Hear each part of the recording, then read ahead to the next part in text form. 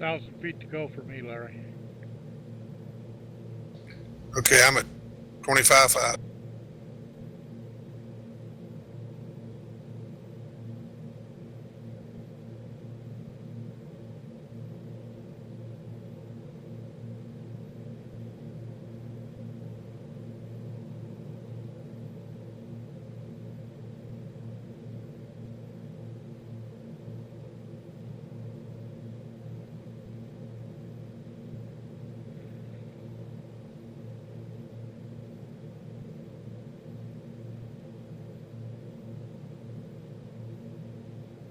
Okay, I'm at top of descent. My speed's coming up. But I'm going to take some off of this as soon as I level out.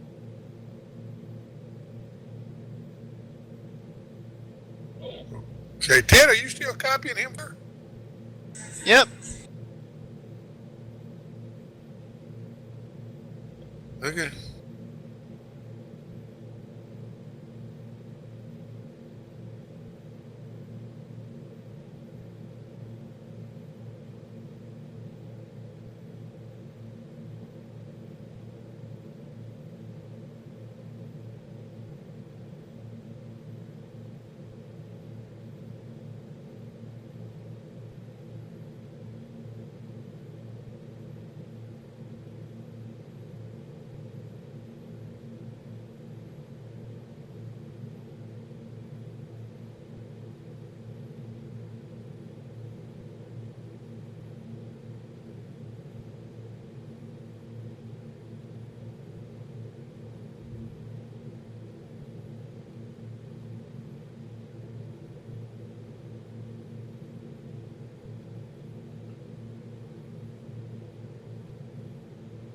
I'm at 290 and about 6 behind you, Martin.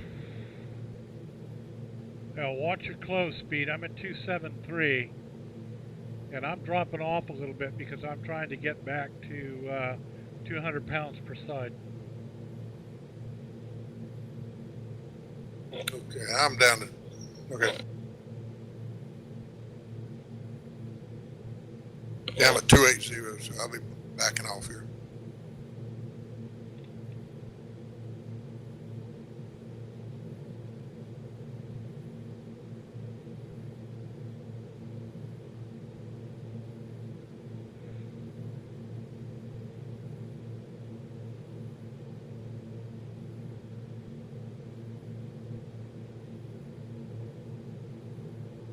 The true track, Larry, is 101 magnetic. I'm crabbed out to 111 on the heading, so I've got about a 10-degree crab to the right. Just to let you know. Okay.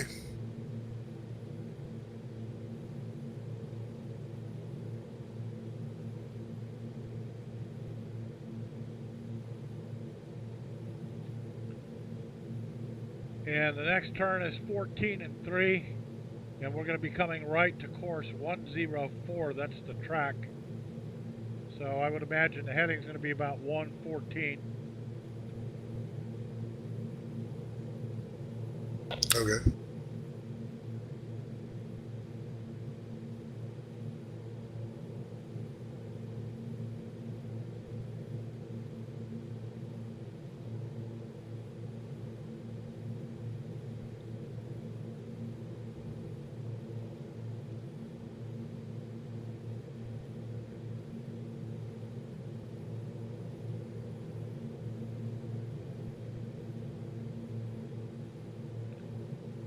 And just to let you know what's going on, we're just to the south of the Suez Canal.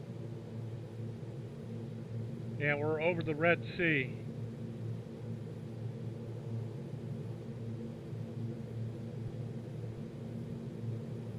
Yeah, I'm seeing that on my FS Commander.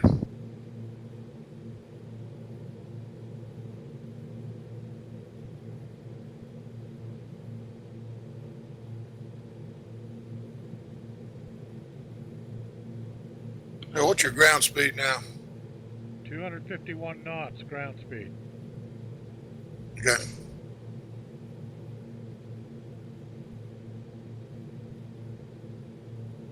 Prop RPM is down to 1500 RPM, or 1,500 revolutions per minute, and my fuel flow per side is 200 pounds per side.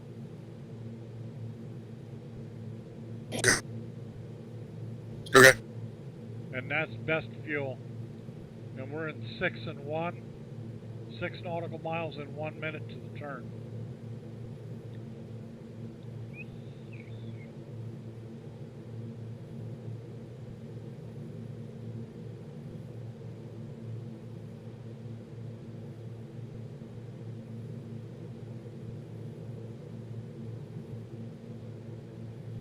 Five and 1, 4 and 1.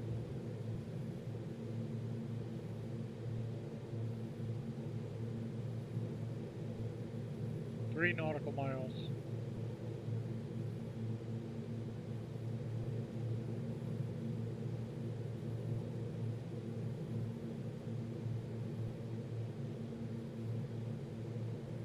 Two nautical miles.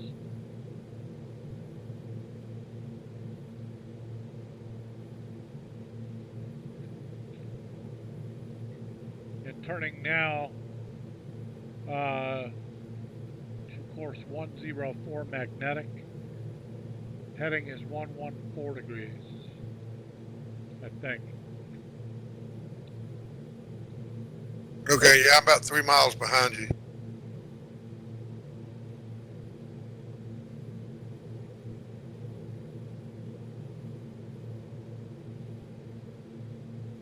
Well, we've got about a 30 knot tailwind, and I think that what you're going to see is that wind is going to play with us.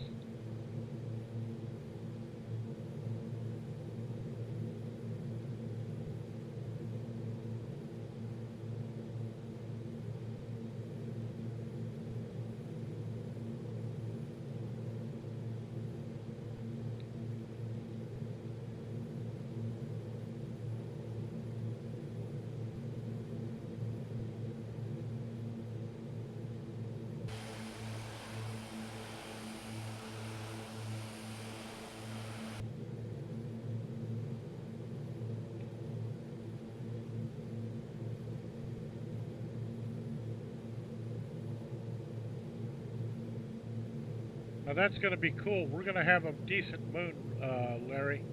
The moon is rising in the east. It's just below the horizon coming up now.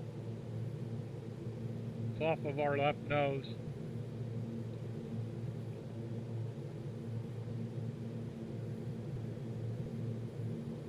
Okay.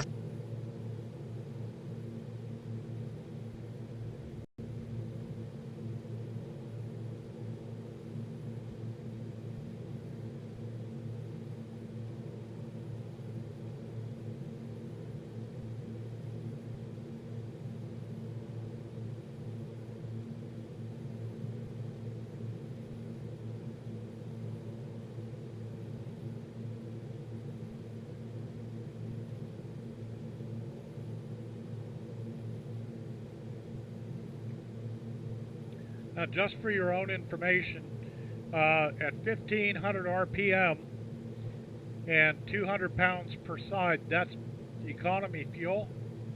And the idea is to basically get to this once you're established in cruise, so that you can get the longest duration out of the airplane.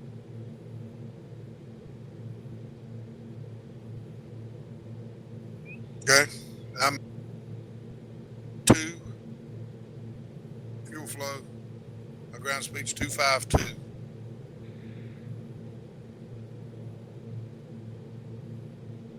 I'm 2 miles behind you.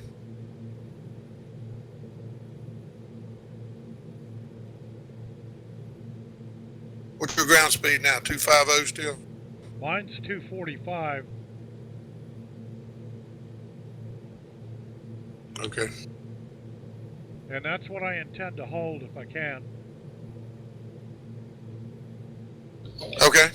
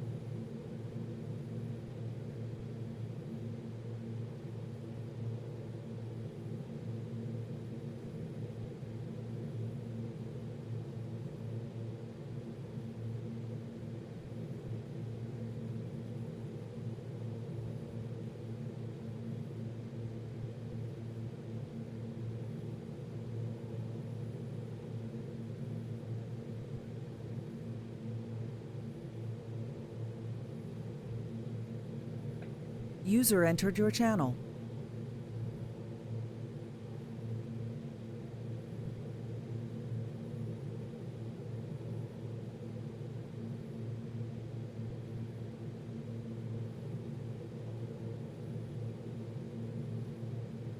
User left your channel.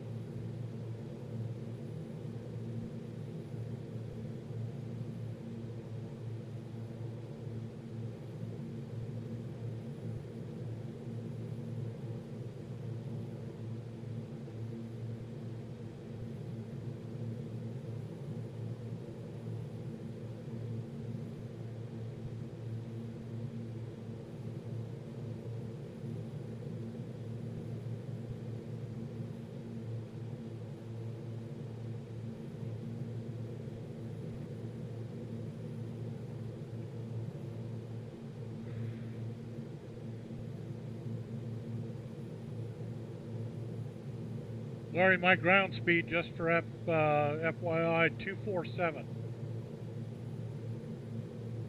Okay, that's what I'm at.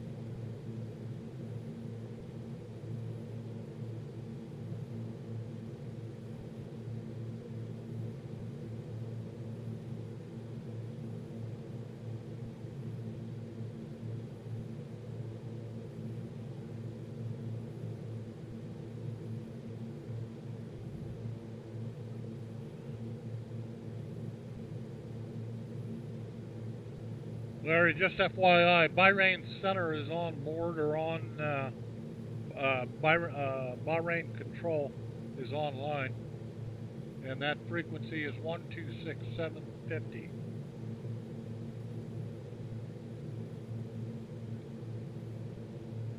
I don't see them.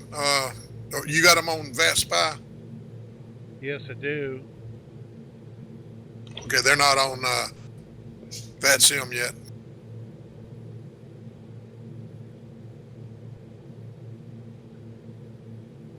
Yeah, I just wanted to tell you because I think we might be going through his airspace.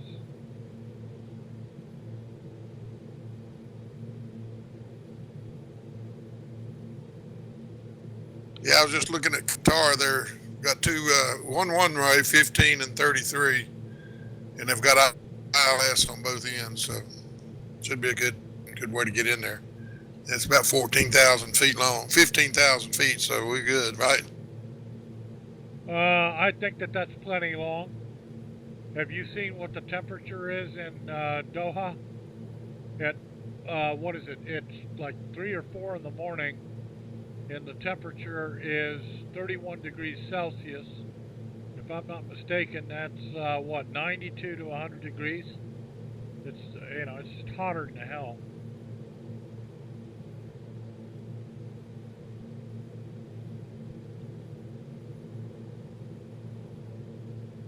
It's 96 degrees at 1 or 2 o'clock, 4 o'clock in the morning. Yeah, but it'd be a dry heat, right? Now, if somebody set you on fire, it's a dry heat too. Yeah, coming from an LA fella, because you're an expert at that. I got one of them Santa Ana winds one time, and I asked a fellow, I said, was this an air dry somewhere? Yeah, well, yeah.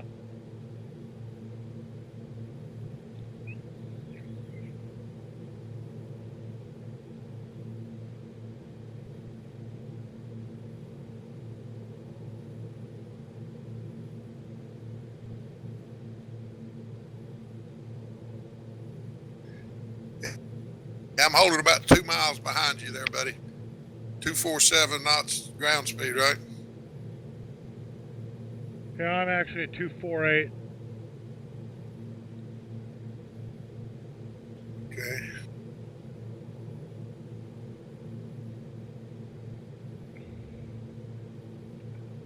I'm still crabbed over because of this quartering tailwind. And I'm at, yeah.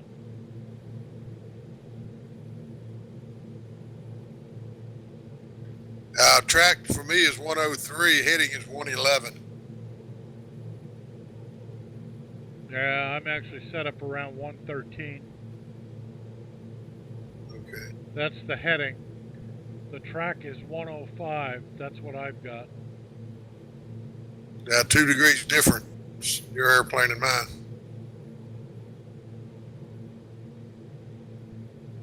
Looks like a good sized airport off to the left. But where that is.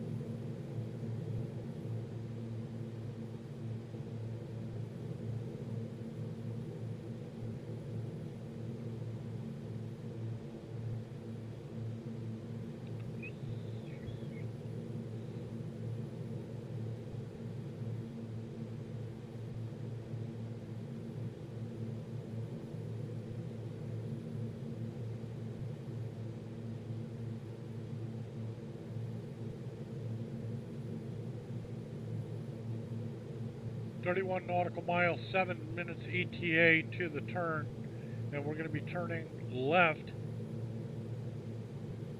course 086 magnetic, Okay. and that's going to put us a little faster because of the wind, because it's going to be a more direct tailwind. Yeah.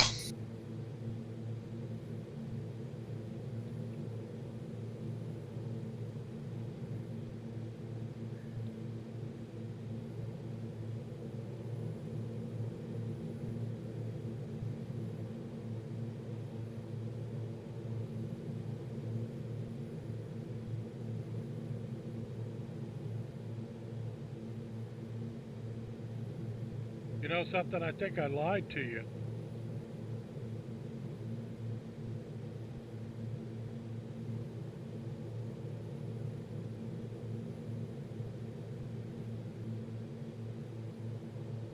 How's that, buddy?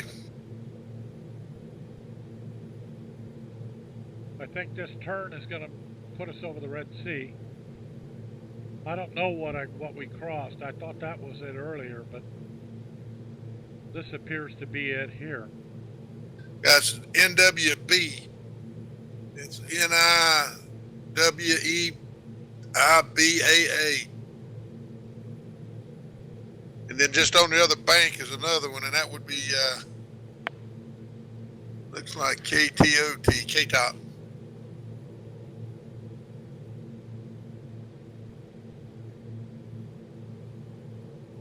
That airport I was talking about is up in Egypt, Hatib, I think's the name of it. Yeah, I see it.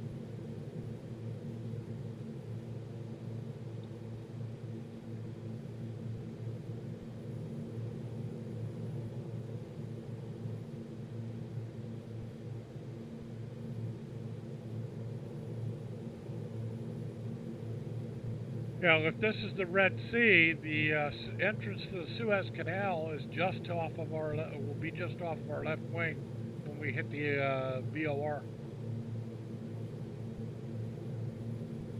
Yeah, I see that. There's another, I guess that's another airport up there too.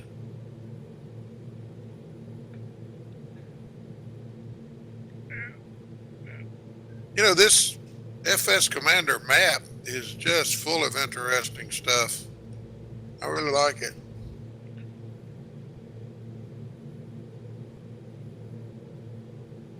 Shows all the approaches to those airports, whether you're flying them or whether they're in your flight plan or not. All the waypoints and everything.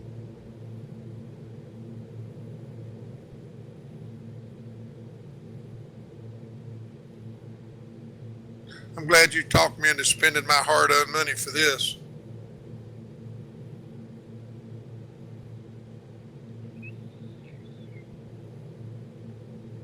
It was a good purchase.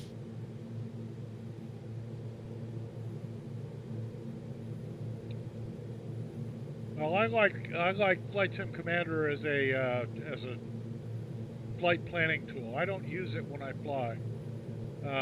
I know you could use it for that, but what I do is I just take and load the flight plan that I create out of FS Commander. I load that into the airplane and then just load it up or load it, load it into the GPS, and that's how I do it. Yeah, I know, and I do the same thing. I do not use it to fly the airplane, but I do. It's a backup though. If I was to lose my GPS for any reason, then all I have to do is go over and turn this thing on, and it'll take the airplane and start flying it. I experimented with that, and it works real good. It's like having a backup GPS. Okay, so the way this is going to work out, we're going to turn left to 086 magnetic, and then we'll come back to course 102, and we'll be on that for a little while. Okay.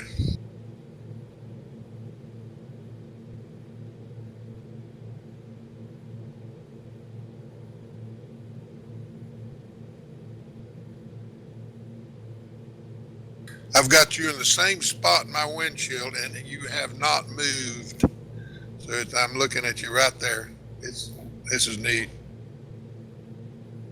Well, that's the way it's supposed to be. You're not supposed to move at all. Yeah. You know that when we took off,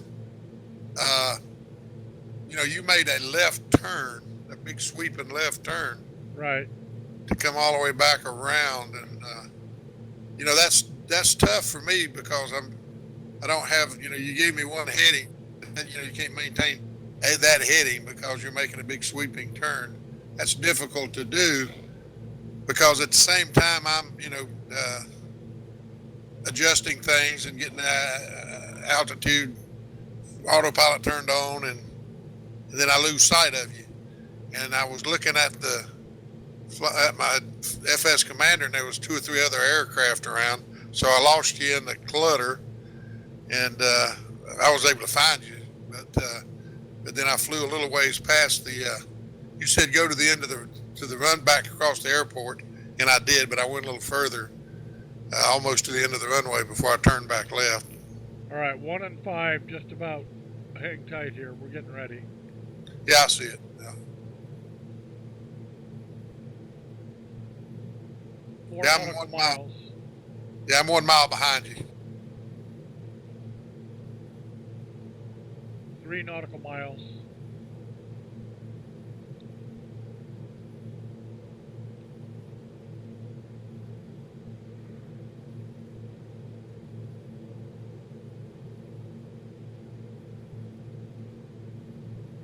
Two nautical miles.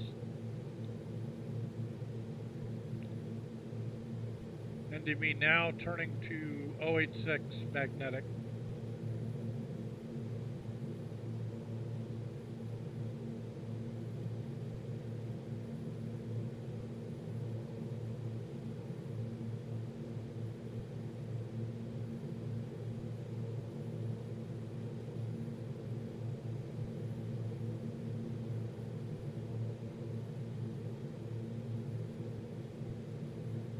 Yeah, I'm starting to turn now. I'm about 1.5 miles behind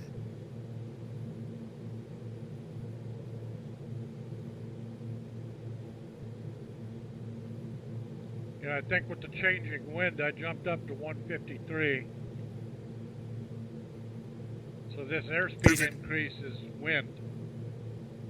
Yeah, I'm up to 2532, 254.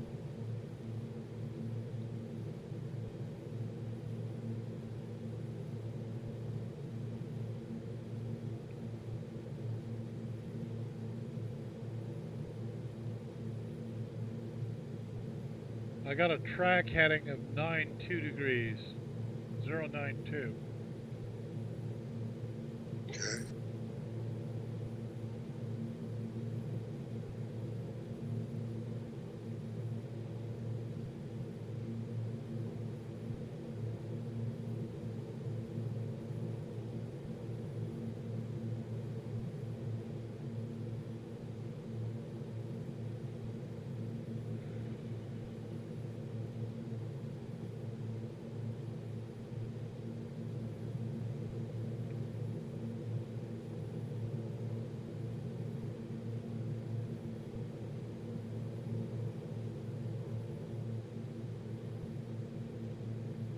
Three nautical miles to the turn, we're going to be coming back right to course 102.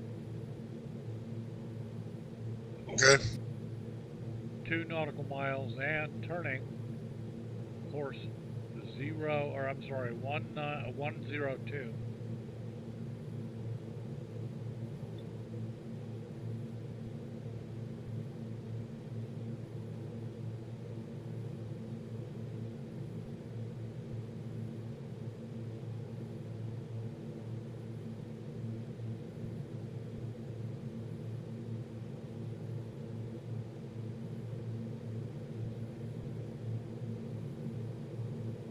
That's a good little ride to the next one, isn't it? 2, 3, 4 miles. Yep.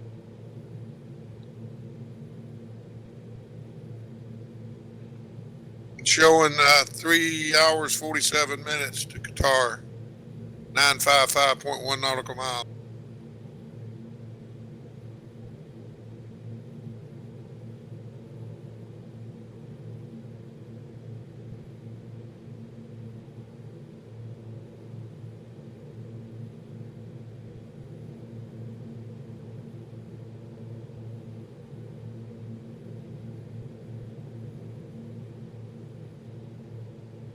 What's your ground speed now? Ground speed's 248. Okay.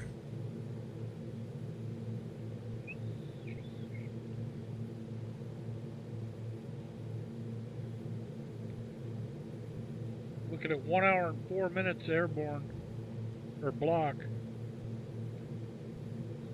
Okay. Time flies when you're having fun. No pun intended, right? Pun intended. No fun intended.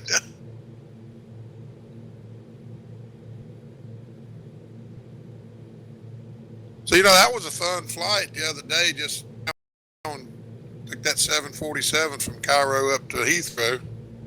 And it was a night flight. I didn't see nothing, but it was enjoyable.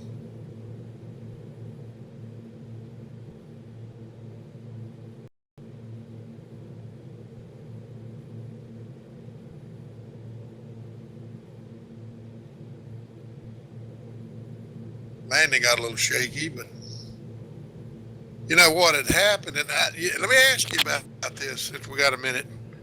On the FMC, when I went and put the approach in, it had 2 waypoints that were off to the left of the airport, and then a break, and it didn't line up, so I took them out. And when I did that, and I took them, I skipped them and went right to the last one before the airport, because I was coming in the same direction as the runway. And that's when I lost my top of descent. Does that sound right to you that would happen? Yeah, because what's going to happen is that those waypoints are figured in your top of descent. So if you take them out, especially if you're very close to the top of descent, the FMC is not going to have time to calculate that. Okay, that's probably what happened then. Yeah, and then by the time it probably is able to say, okay, you move some stuff out. Here's the new top of descent. You're beyond it. You missed it. You see what? Yeah, I think that's what happened. Yeah. If you're going to make changes on your final approach course or on your final approach track in the FMC, you got to do that stuff well before top of descent.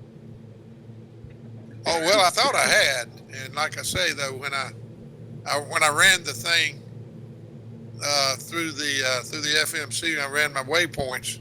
That's when I found that there was an error there, and I guess I could have. Well, I would have still had to eliminate one or two of them to make it. Otherwise, I'd have been stuck on the left side of the airport midway.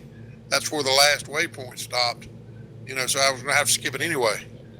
But and I thought I was well enough away. But then we were goofing around with that dead burn fuel thing. I was, and I may have just flew past it, but I didn't see it after I never did see it again. On my play, never saw it again. With the ECAS, I guess it is. Okay. Anyway, but I mean, what's really bad is I'd already figured it. I double checked it, figured it up on my computer. On my calculator where I needed to start the top of descent and forgot about it. I let myself get distracted is what I did over that darn engine fuel light.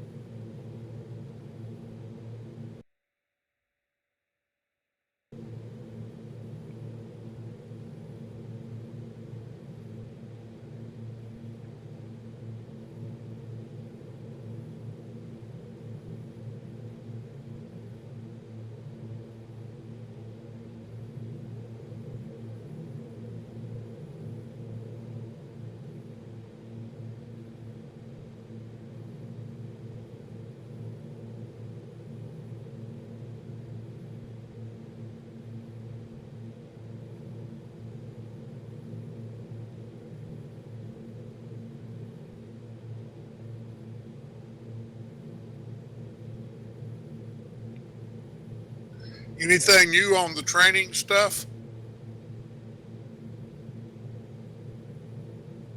No, what I need to do, I need to get with George on that, and we need to figure out how we're going to do it. I've got materials. I just need to get it uploaded and get something where we can house the stuff so that people can get it, and so that we can embed some links to videos and stuff like that, and then we'll put the videos up on YouTube and allow people to go in and look at it that way. What about the P2, P3, P4, P5 stuff? Well, P1 is done, but I haven't started anything else. That stuff's got to be all, I need to write P2 and film it. So there's a lot. You can't use VATSIM's version? I don't know if I want to do that. It kind of cuts into the idea of us being, a VATSIM certified trainer, right? If I sit there and I take and say my VA is a VATSIM certified training organization, okay, and then I use VATSIM's training, no, I'd rather just do it. We'll cut it ourselves. But you still have to get it approved by them, right? I don't think there's going to be a problem with that. That's not the problem. Okay, I guess my question is, it the P stuff, isn't that VATSIM, P1, P2, P3, all of that? Yeah, they're VATSIM certs, but we are basically being given the authority to grant those certs. So what it amounts to is that we can train a person in-house, have them basically sit there and go through our process, and then certify them P1 and P2. That's what we want to do. Okay.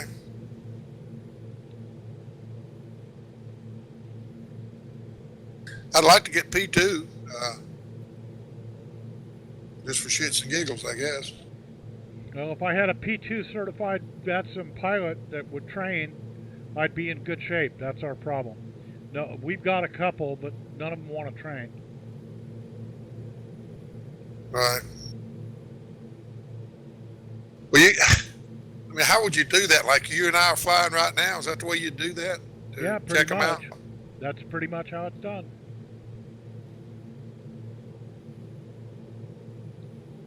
Okay.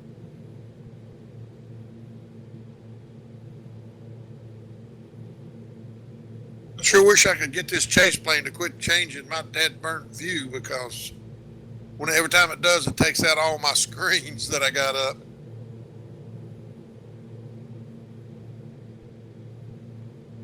Yeah, I think there's an option in Chase Plane that allows you to turn that off if you want to. It's called panoramic view.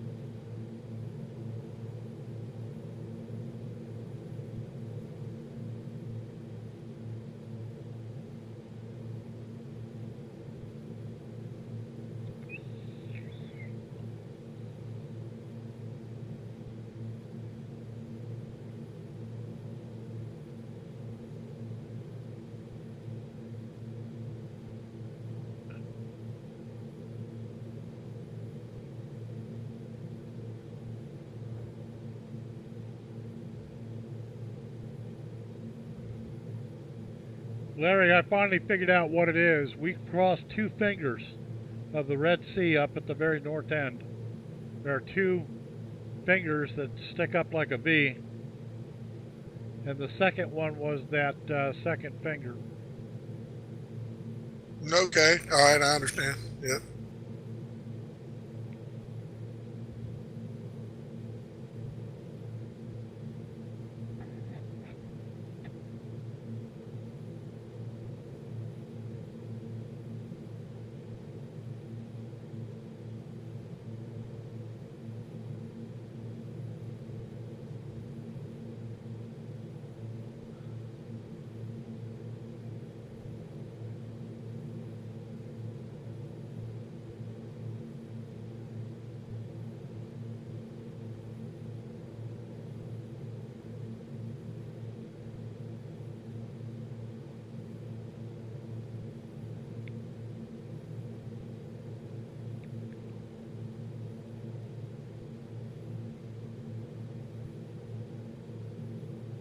Also, to be advised, I'm hitting some moderate chop up here. Okay.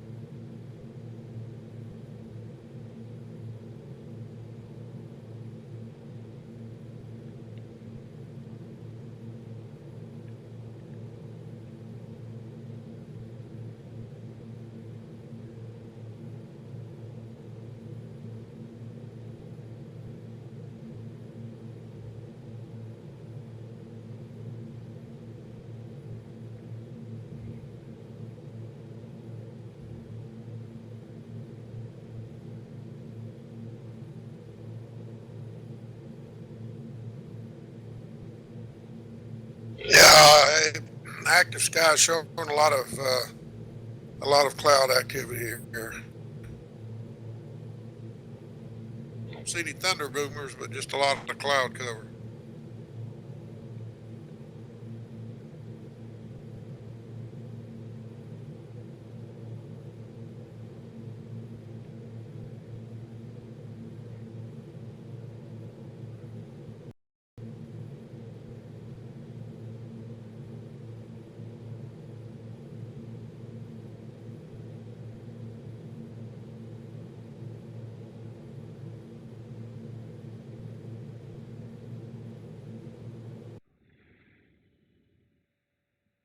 What is your airspeed now?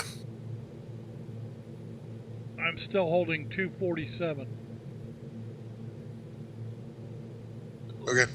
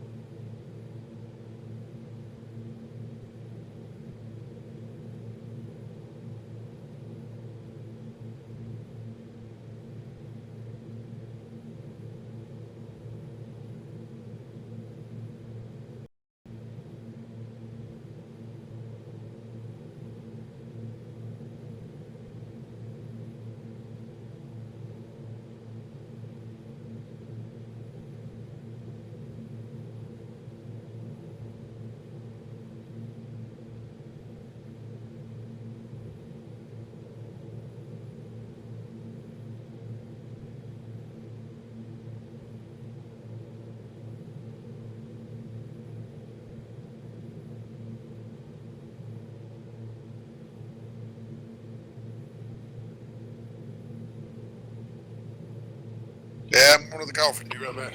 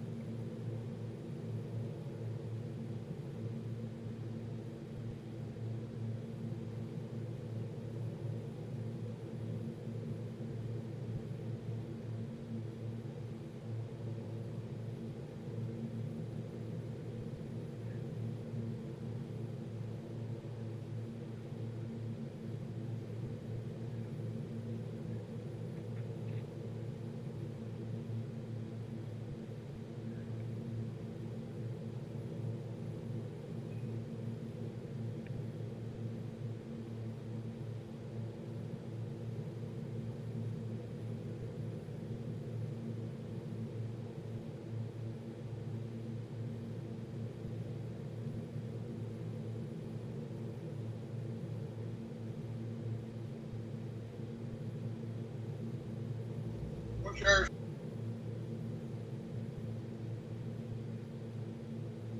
What's your airspeed, Mark? I'm actually down to 241.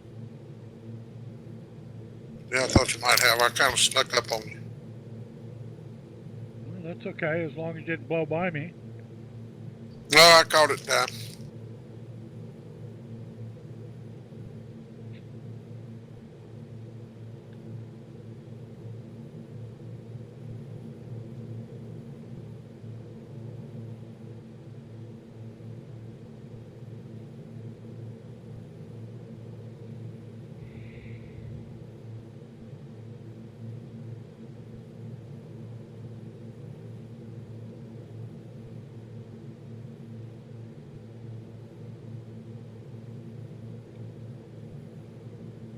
Have you ever flown a DME ARC, Larry?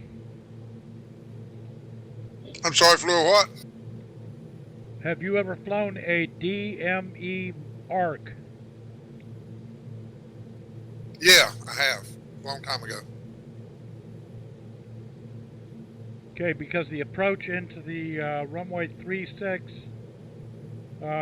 inbound course is 336. Localizer's 109.5 from 2,500 feet on an 11-mile DME arc. I think the last one I flew was with you. Well, that doesn't make you any wiser or smarter.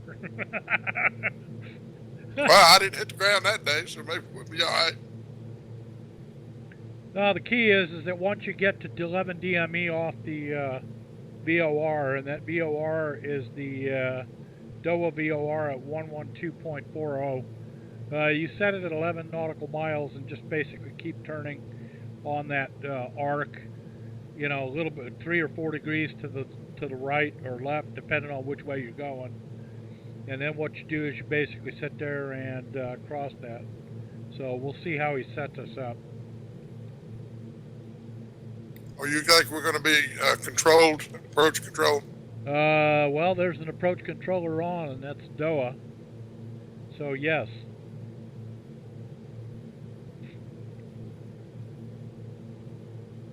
Okay.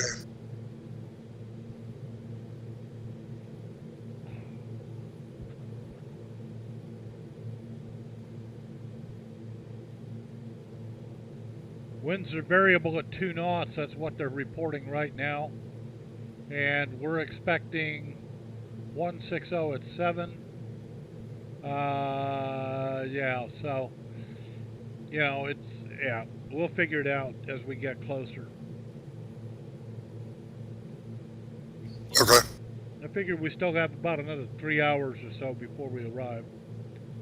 Yeah, I'm showing 3 hours, 18 minutes.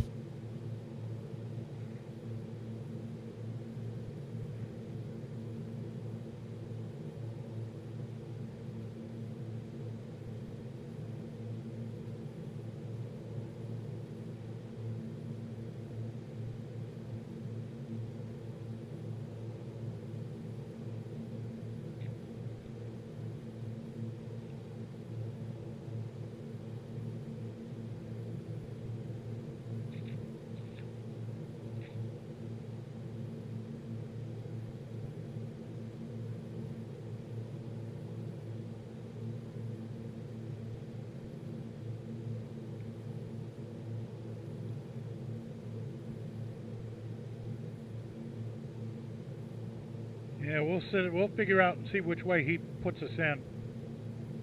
I would expect we're probably going to be landing to the north. Okay.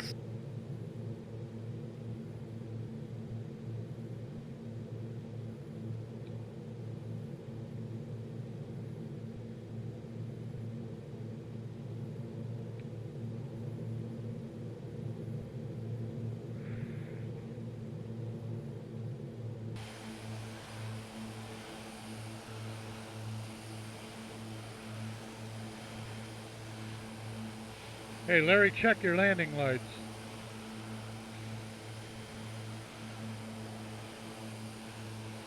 Should be off. I turned them off.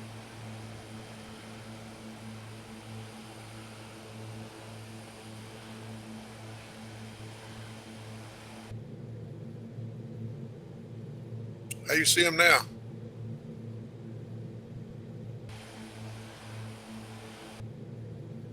Yeah, they're still up.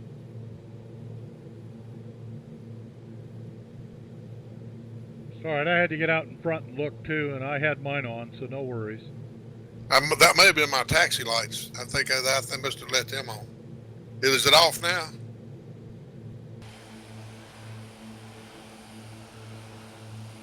No, I still see a light.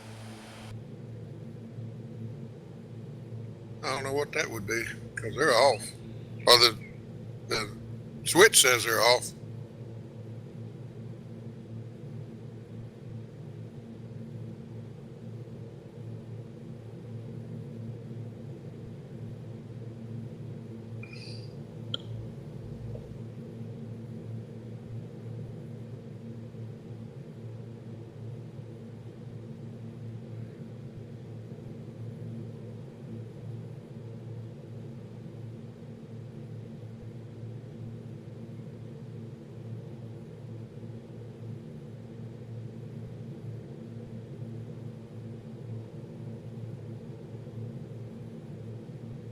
Okay, I'm looking at the front of my airplane. All I've got is my nav lights, my cockpit light, and the strobe blinking on top.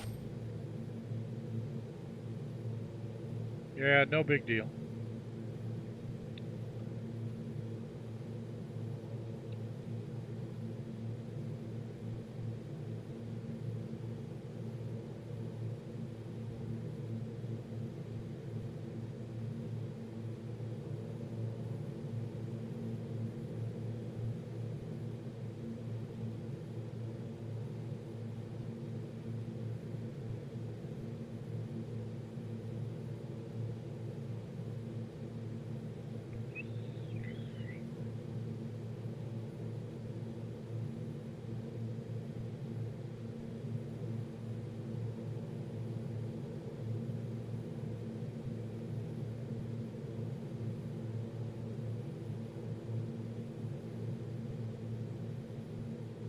Man, this area is sure desolate, isn't it? Black as all get out. Yeah, sure is.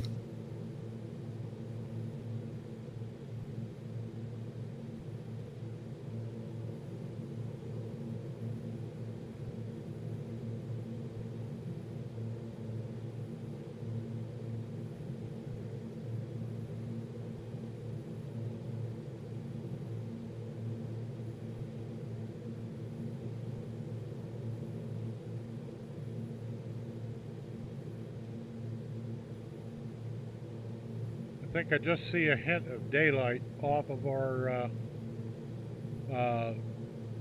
left front.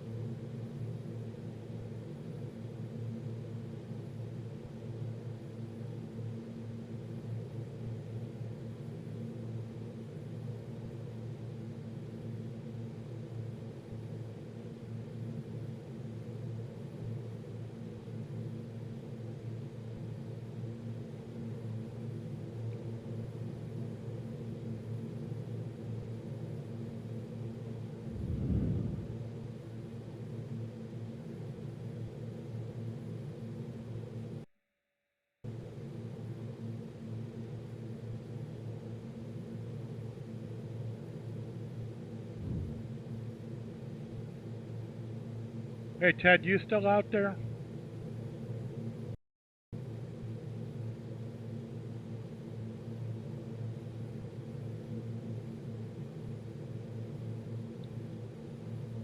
I think I just went under you. Right? No, I didn't.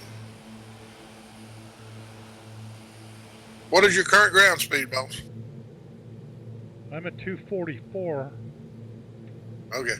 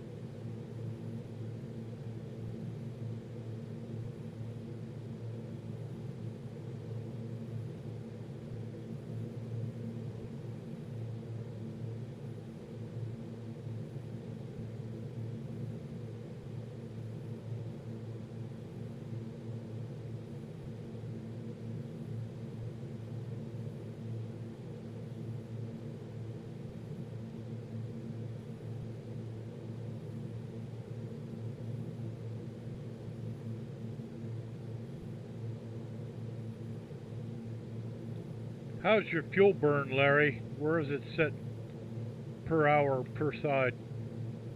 I'm at 2. That's good. Right now I've got, looks like 1350 per side.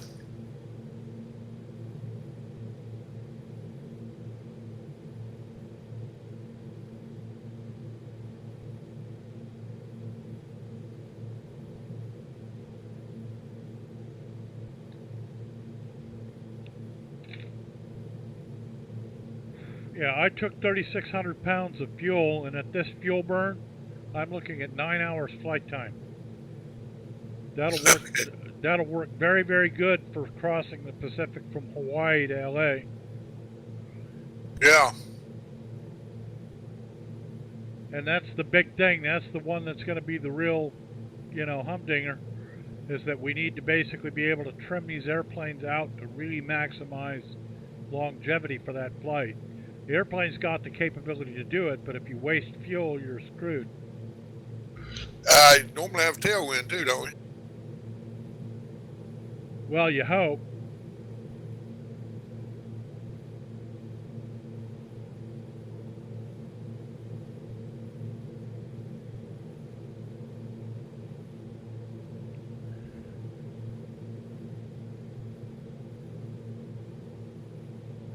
I've also got weather ahead.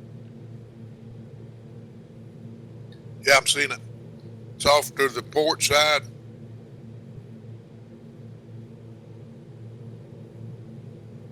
Yeah, we had some thunderstorms out there. I saw some lightning out there. Yeah, I'm seeing it on the active sky.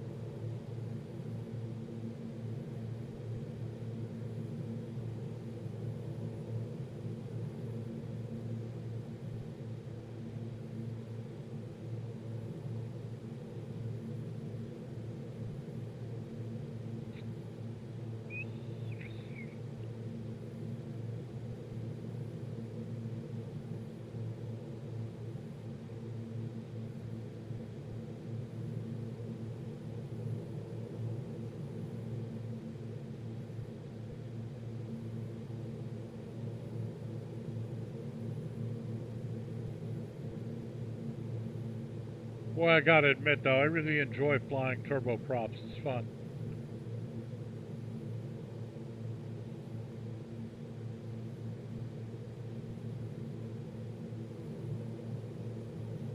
Kind of trying back here though.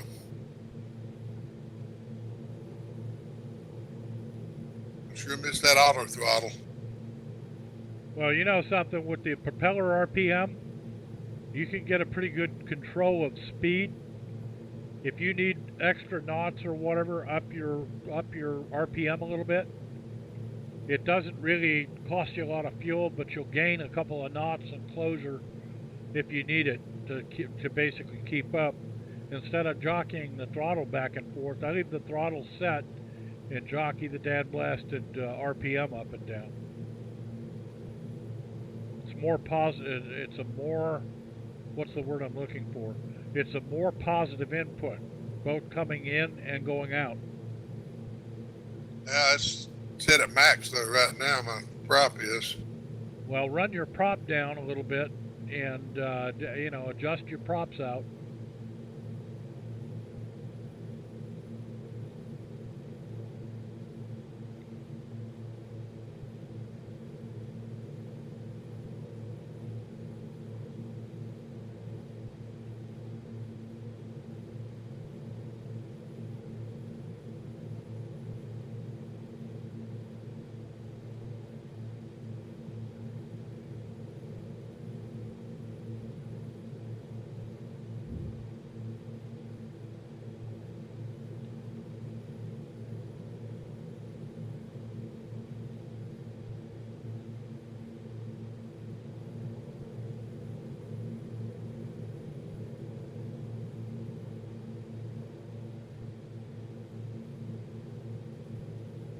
Yeah, best fuel burn is right around 2 at 1500 RPM and about 40% torque on the throttle. I mean, this is a doable airspeed that's, we'll be able to make some time, but we'll also be able to save a hell of a lot of gas.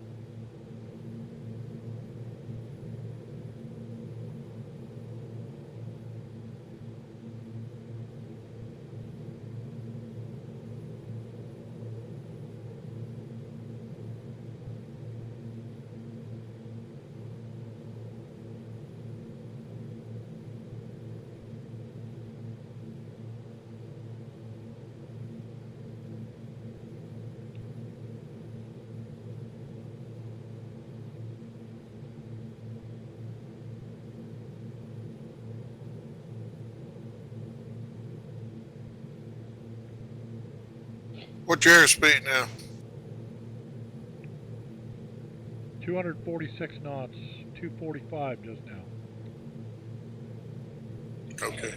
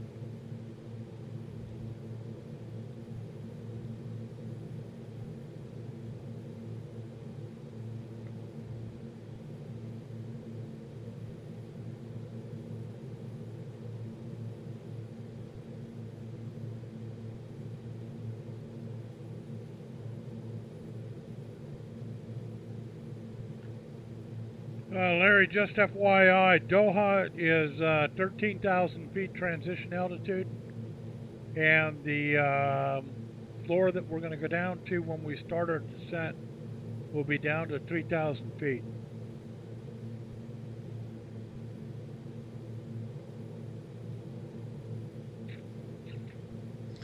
Okay.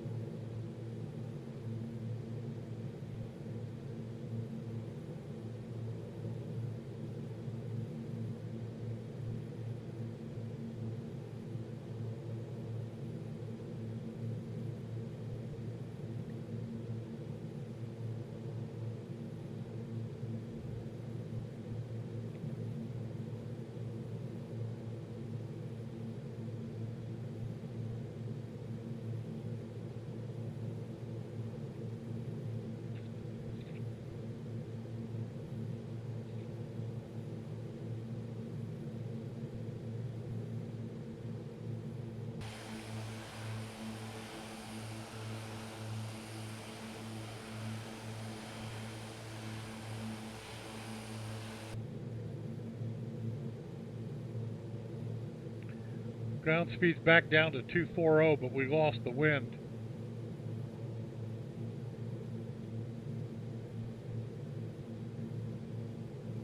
I see that.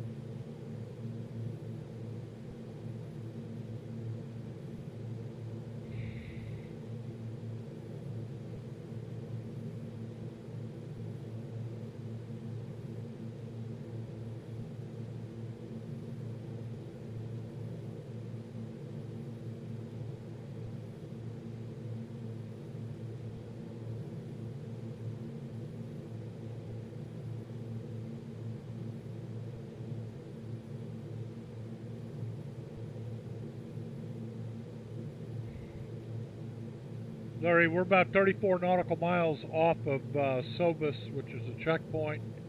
We're going to be coming left a little bit to course 102 magnetic, about a 4-degree change in course. Yeah,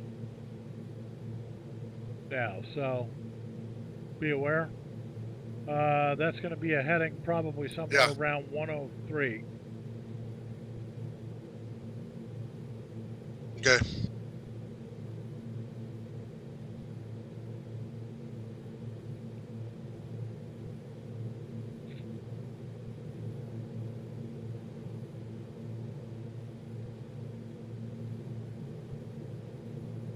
It's looking like off our left front we have sunlight over there.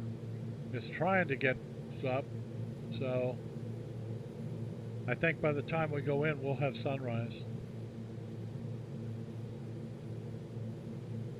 Okay. And you seem to think he's going to land us on runway 15? Well, it depends on what the calm wind runway is there. You have variable winds at 2. That's calm. So my assumption would be that it would be to favoring 3-6. Actually, the runway is 3-3. So that would be landing to the north. I'm showing us 3-3. Yeah.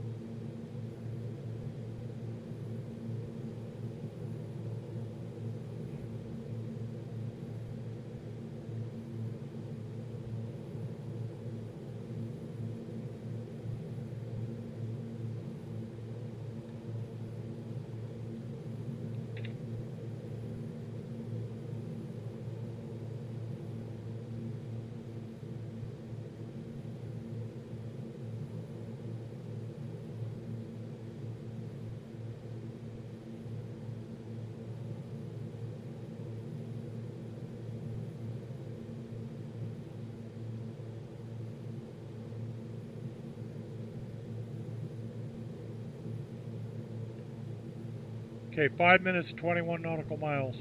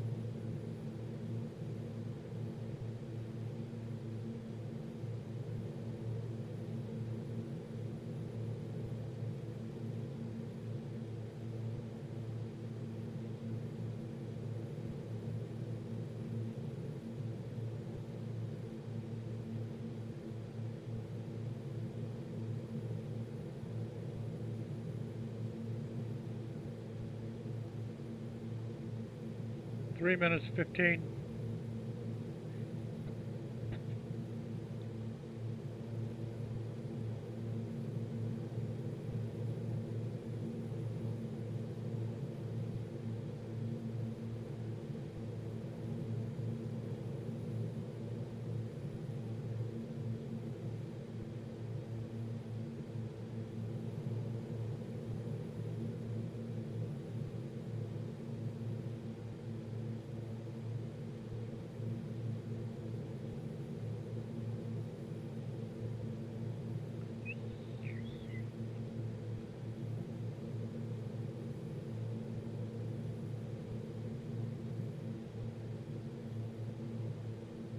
Three minutes, 12 nautical miles.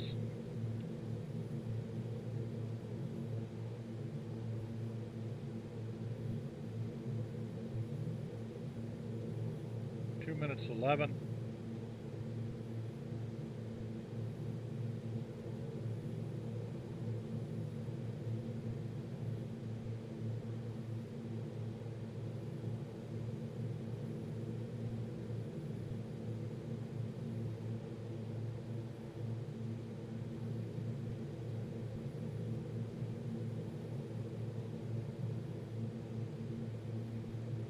I figure the track's going to be heading of about 90 degrees. Okay. That's going to be the heading setting. The actual track course is going to be 086.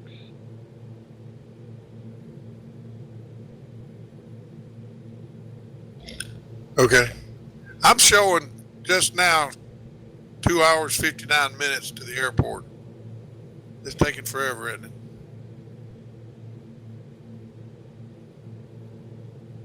Hold on. I didn't think we was ever getting off 3 hours.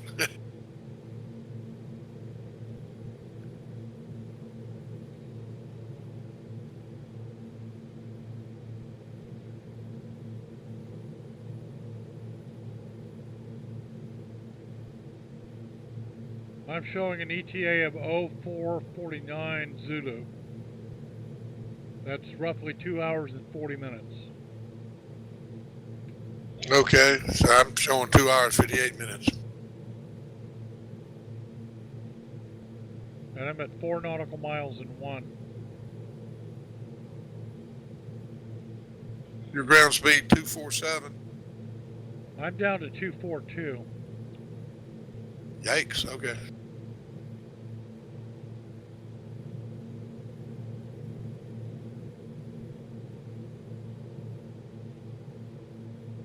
Yeah, we've also lost a hell of a lot of the tailwind we had earlier on. 2 nautical miles. Yeah, I see we're down to 11 knots wind, yeah.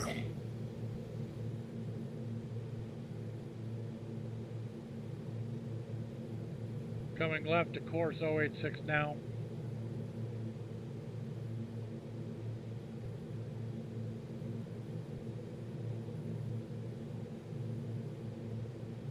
Starting the turn.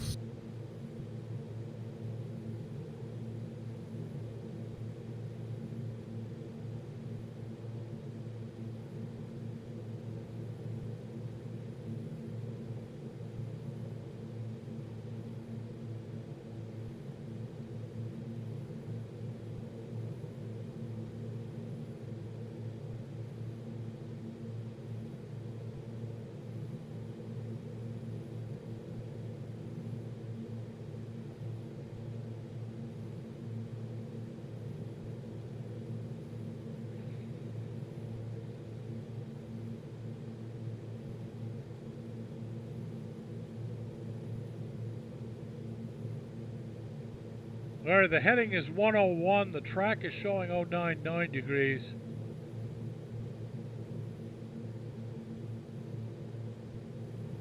Okay, I'm at 198,098 on the That's track. close enough. I think so.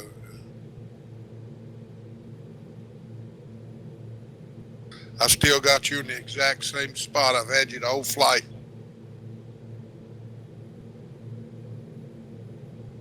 Well, it shows that you're able to hold position real well.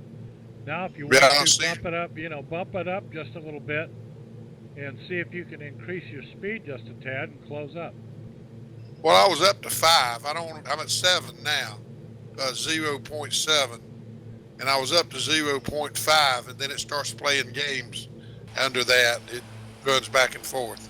So I try to keep it above 5, under 1 mile and above 5 tenths.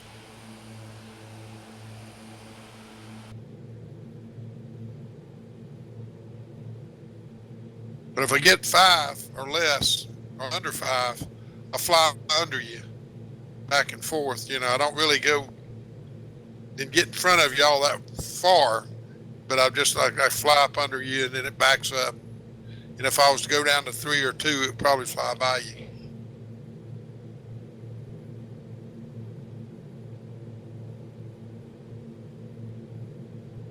I don't know if a reduced altitude would make any difference. If we were flying, let's say 3,000 feet, if I could close up a lot closer on you then without going by you. We'll have to try that sometime. Well, we'll do some stuff in Alaska, what I want to try and do. But you're going to be doing most of the lead on that stuff. Where are you going to fly? You going to fly to Anchorage? before you're gonna hang out until the thing starts? No, what I'm going to do is I'm going to basically move the King Air up to Nome. We'll fly out of Nome. Oh, okay, no, yeah. All right, so I'm gonna fly into Anchorage from Denver, and then I'll take my King Air up to Nome. Well, you're going to want to bring something a little less of a size than that. The reason for it is because that lake is it's a water lake, and you have a 2,000-foot runway out there. You're not going to be able to get into the Salmon Lake area with the King Air. You have to leave the King Air in Nome. Right. Okay, that's no problem. Yeah. Then I'll take one of the caravans, or is it a float plane? Do I need to bring a float plane or ski plane? Well, it won't be ski plane, I guess. How about it? The caravan will work in there, won't it? That Cessna 192, I think it is. I don't know if you can get I don't know if you can get a. I don't know if a caravan can get on or get down in 2,000 feet. I don't know. Yeah, I'll practice that when I get up there. I used to fly a caravan around a lot up there on some of those short runway. You know, that's a real popular plane for up there, the caravan. They use a lot of those things. And of course the other Cessnas too, the small 172s. But that Era Air, the real world airline up there out of Unaclete, they're all over Alaska. They fly a lot of those caravans. They've got a twin engine version of that airplane that we don't have. I wish they did. I'd like to try it. I may go get one just to fool around with it later on.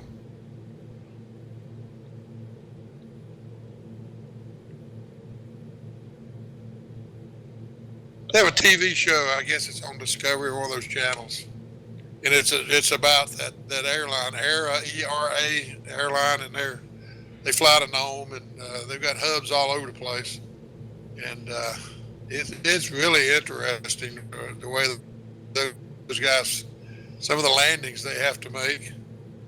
Yeah, it is. They crab in sideways and land. Well, you can do a lot of things when you're skidding around on ice, I guess. Yeah, well, this is the problem is with the snow and everything. Sometimes it's deep snow and they try to land it. It makes it tough. I'd like to, in another life maybe you could do that. I don't know. Guess who left us? I'm sorry, say again? I said, guess who left us? Ted? No. The VATSIM controller logged off. Oh, he went to bed, I guess. Boy, I'm not going to miss him. Me neither. I can't find that thing you were talking about in Chase Plane. What was it that does that automatic? Yeah, it's in the settings, and you want to turn off panoramic view. And look, and lo and behold, look out on the left side, out in the front. I see a sunrise. Yeah, I see that.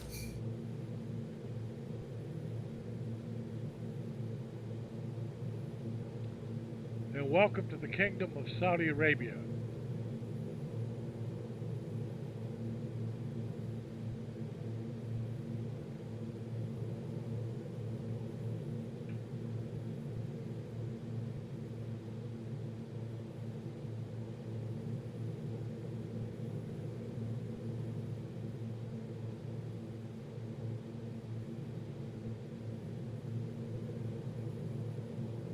Okay, I'm not finding settings. Where is it on this?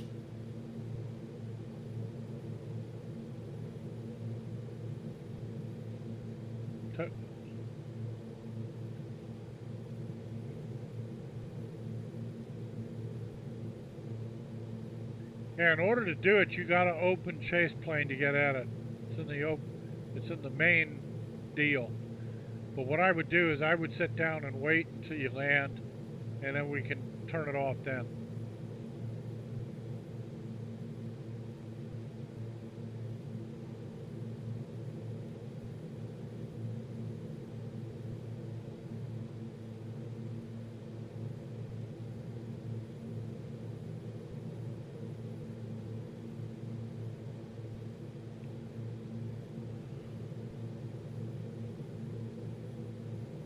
The mode that you're looking to shut off is called cinematic mode.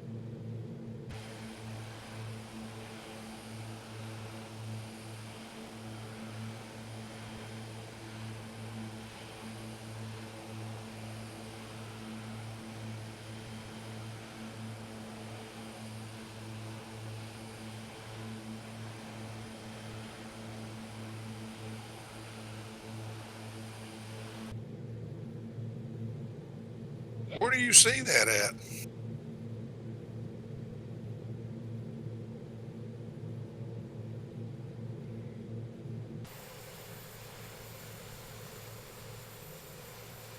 Hold on a minute.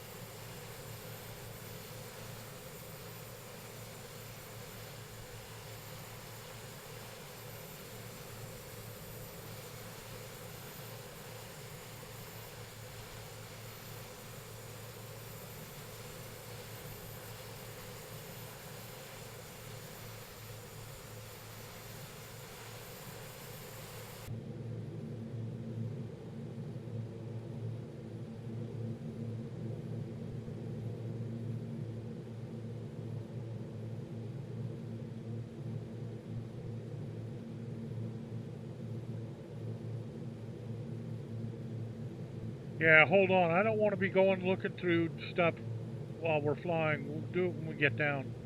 We'll go find it. Yeah, I think I just did.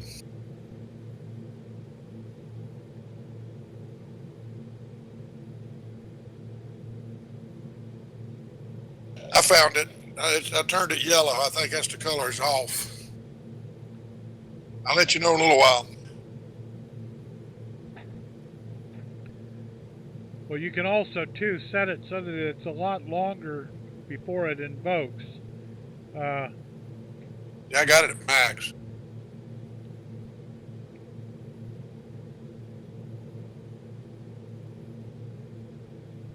It's just a pain in the patootie, you know?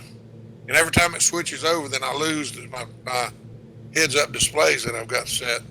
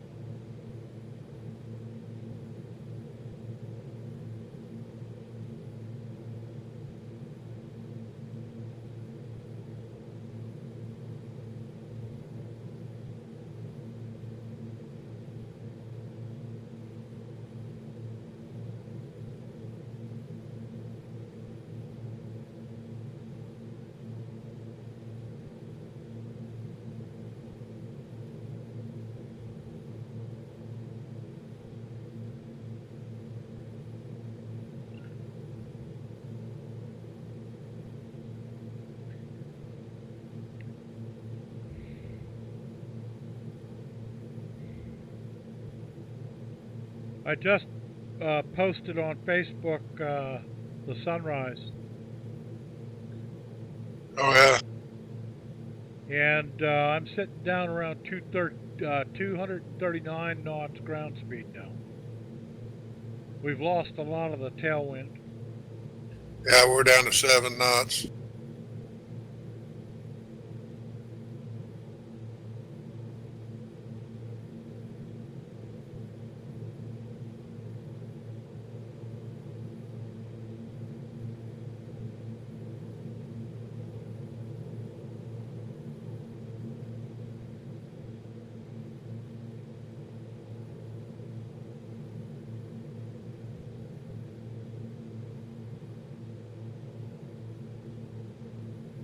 I think I got 2 good shots of you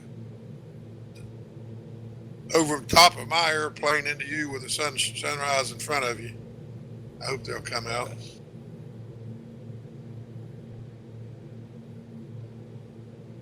Yeah, just save them as JPEGs.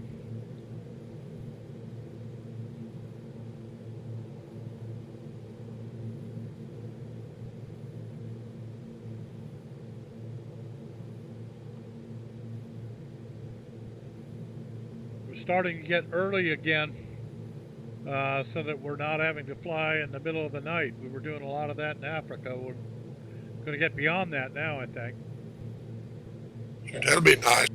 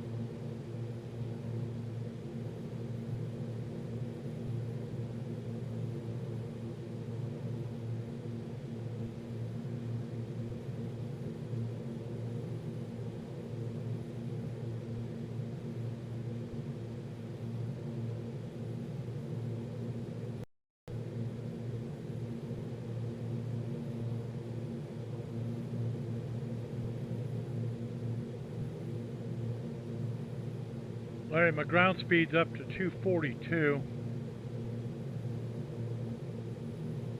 Okay. And what I did is I picked the RPM up on the props by about 50 RPM per minute.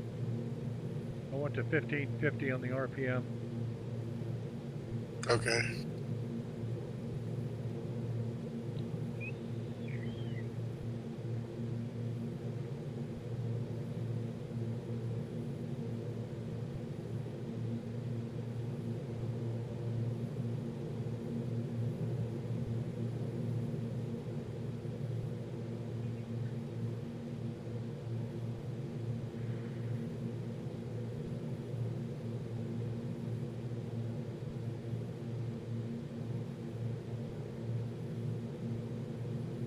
Wind dropped again.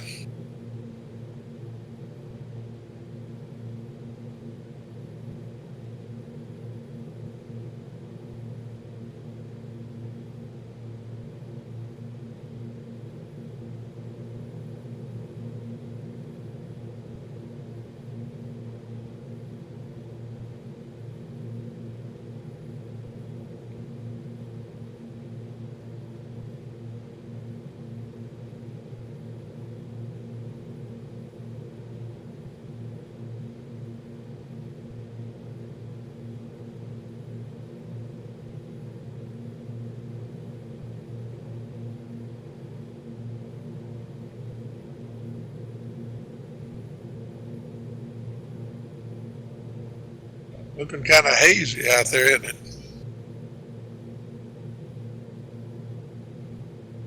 Yeah, it is. I see puffs of clouds off the starboard direction, the port side.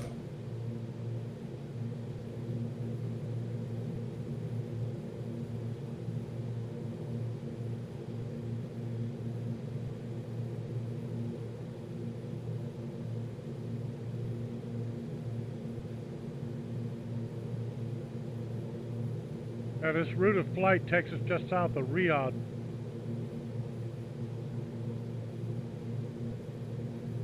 Is in Saudi Arabia. Yes. We should have landed there. They're friendly, more friendly than Qatar, aren't they? We got a big base, military base in Qatar, don't we?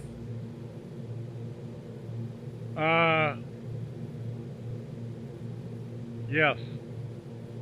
I think it's a big Navy base there.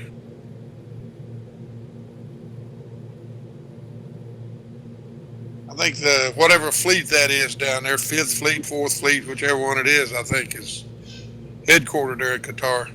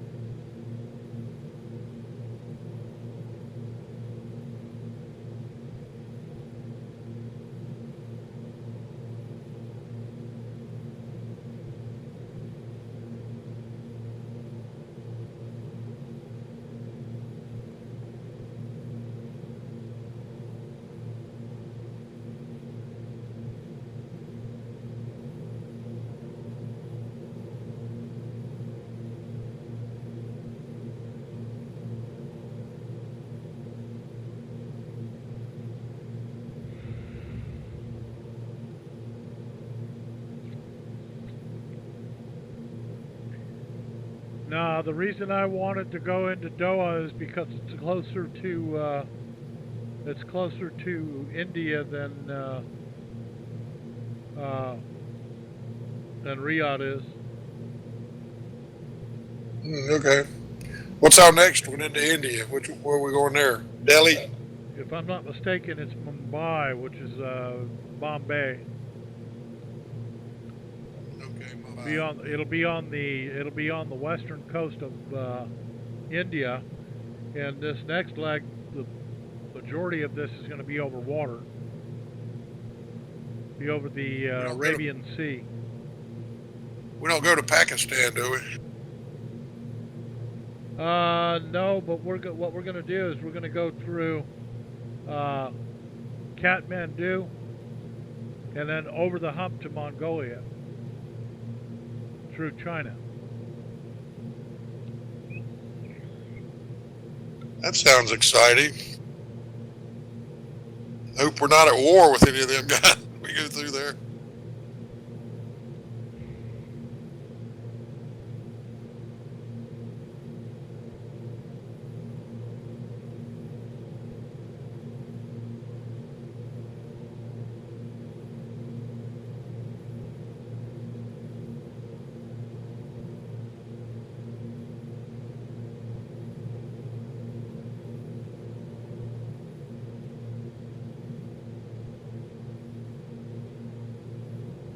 Yeah, I'm holding it 3/10 of a mile right now, but it's shaky. Well, let me give you a ground speed check. We're looking at 240. Okay, I'm slowing down now.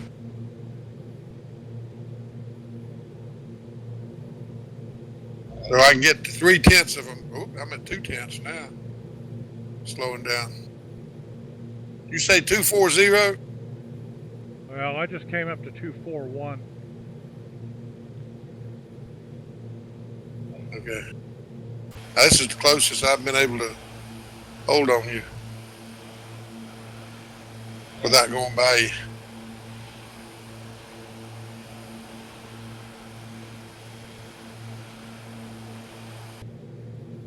Got a good view of your airplane. Are you directly in trail? I'm 200 feet below you, directly behind you.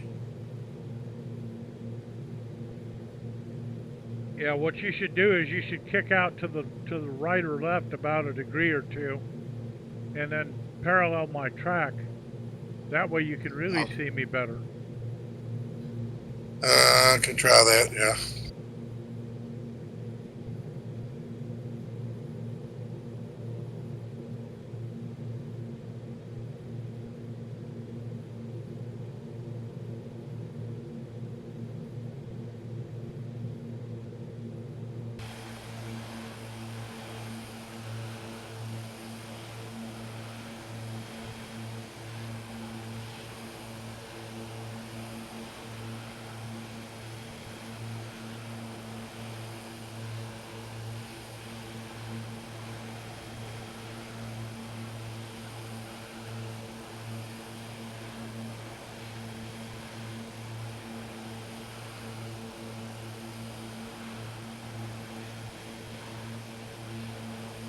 Now come back in and parallel my track. I'm tracking 100 magnetic.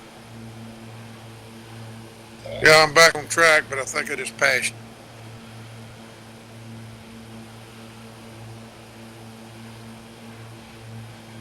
No, what you need to do is turn back in.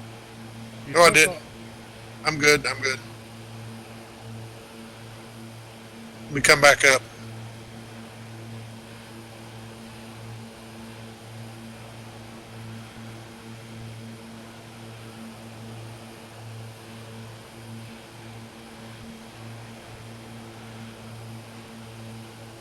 Okay, now I'm off your starboard beam. Yeah, tracking right good.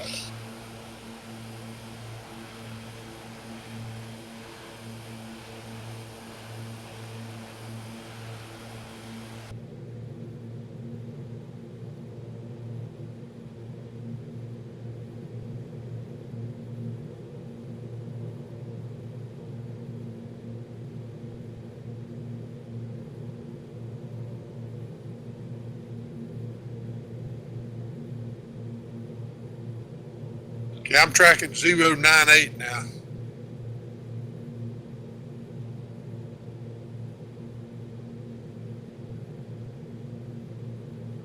Yeah, my track is still 100 magnetic,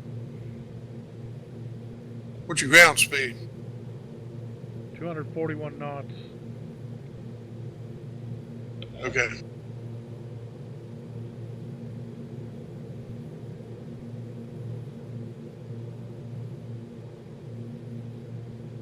Yeah, we just had some wind, crazy winds here.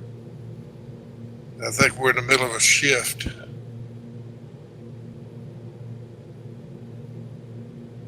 Yeah, we're 4 minutes 17 nautical miles off the HIL VOR. Yeah, there's a little jog to the left, right? That's correct.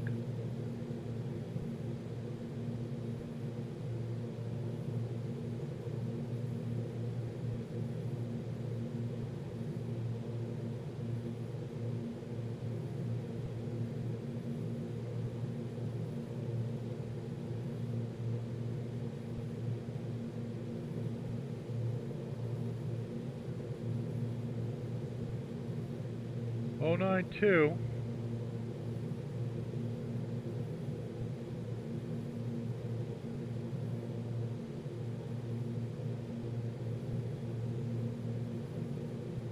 And I'm showing 450 nautical miles to no, that's not right.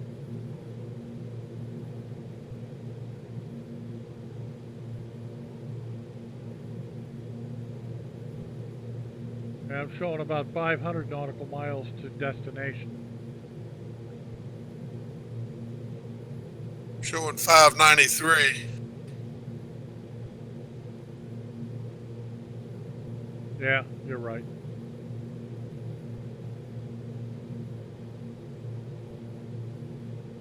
How's that light FS Commander? Boy, that's one versatile. Hey, I got a graph up here that gives me the next waypoints and everything you need to know.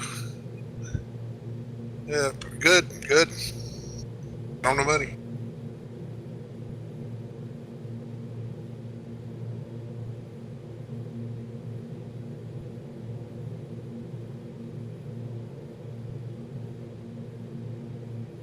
Okay, airspeed now. Ground speed. 241. Okay.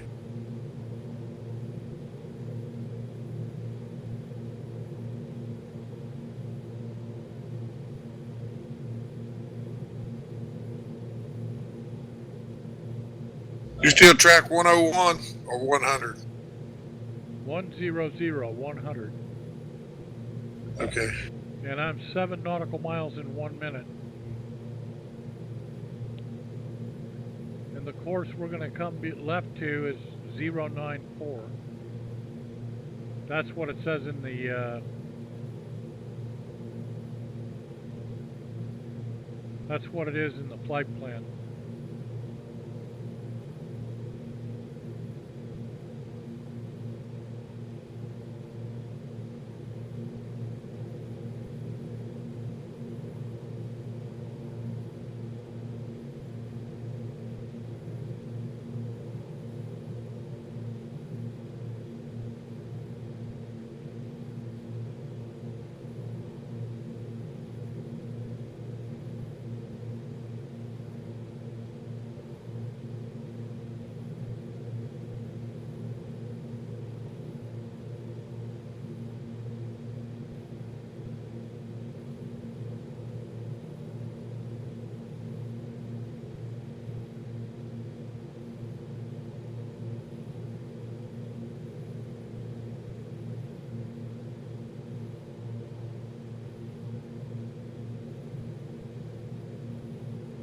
Turning now. Okay. Turning.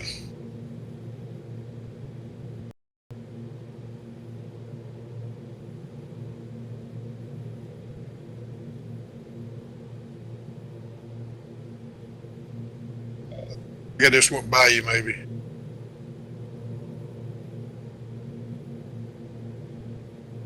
I didn't. 3/10 behind you. See, if it drops below 3/10, then you move back and forth.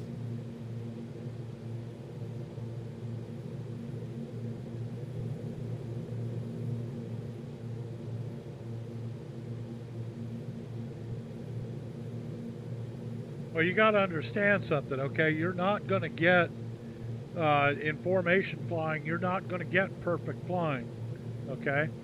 What you're going to get is you're going to get a constant need to adjust your speed and enclosure on the aircraft that you're in formation with. That's difficult to do. You can fly it on an automatic pilot to help you out, and the idea is just, you know, make slight course corrections or slight corrections based on, you know, what you need to do.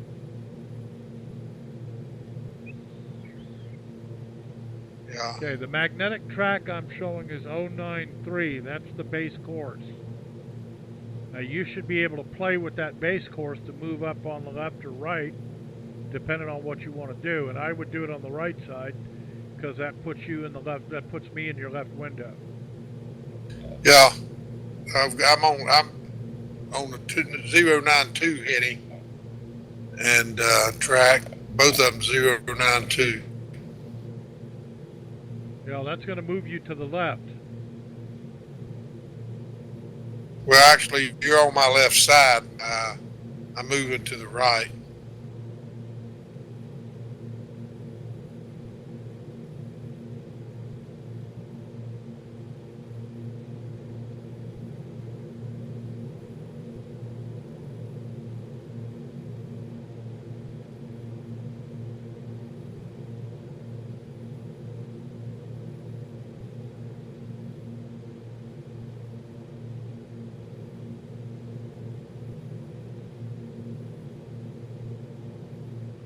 Ground speed holding at 241.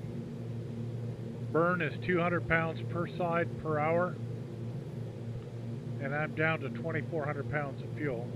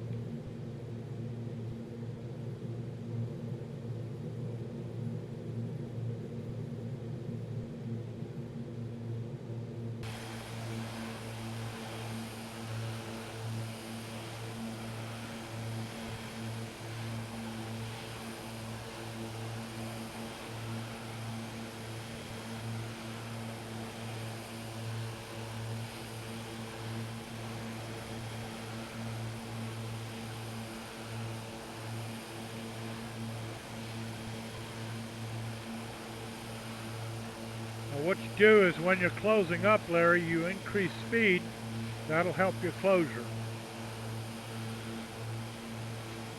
You just want to do ever so slightly, though.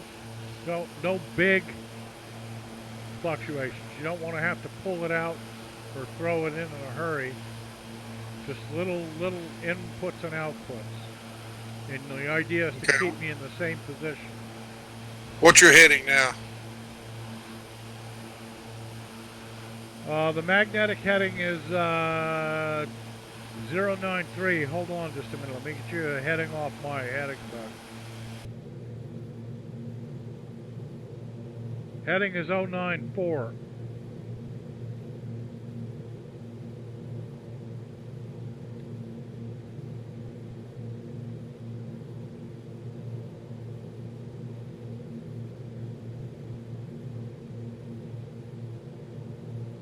Ground speed? Holding at 241. Okay.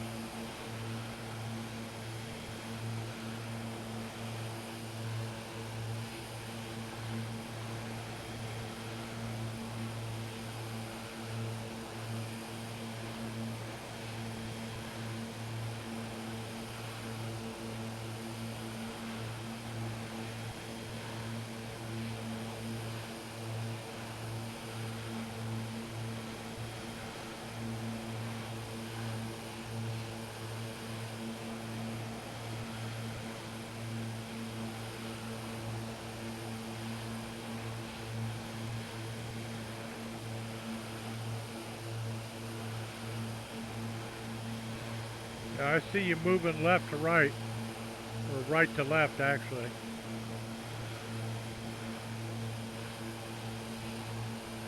Yeah, I should be coming back now.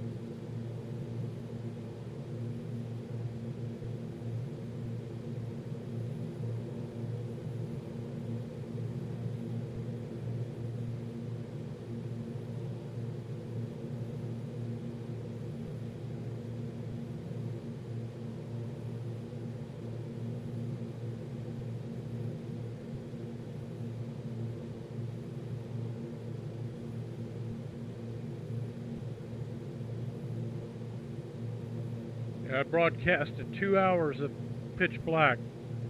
I never transitioned the view in on OBS, so I had a blank screen for 2 hours. I'm going to have to do some modifications on that and cut it out. Is that because of the darkness? No, that's because of the stupidity. Oh, yeah. Okay. Never mind. Got you behind my windshield bar now. I can't see you. I hate that. Well, that's Oh, now you can- that's another reason to get off to the left or right too, so that I don't do that.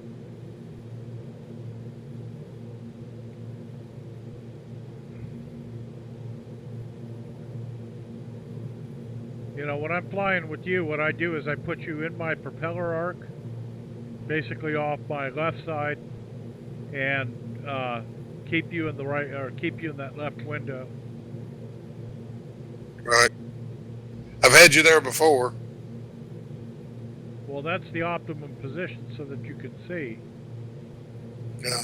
Winds are down to 4 knots now, so we got nothing behind us.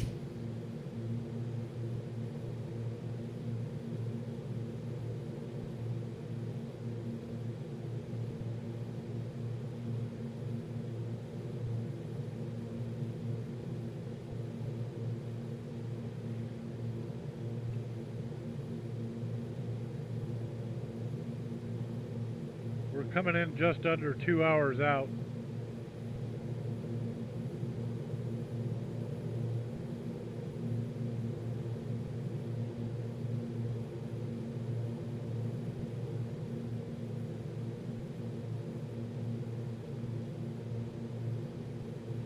What's your ground speed now?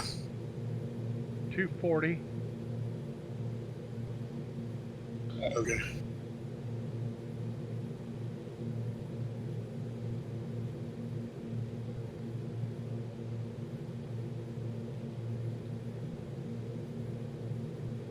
What's your track? Track is 093. The actual heading is 094.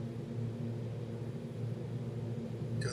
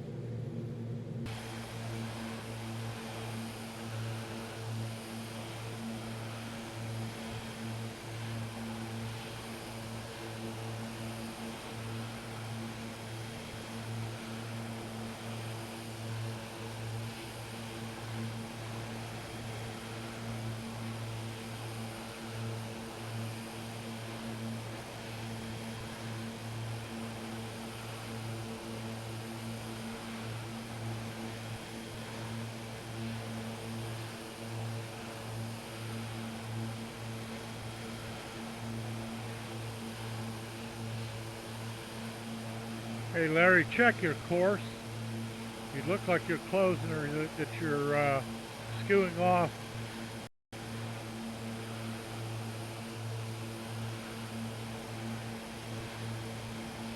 Yeah. I'm working my way back to you.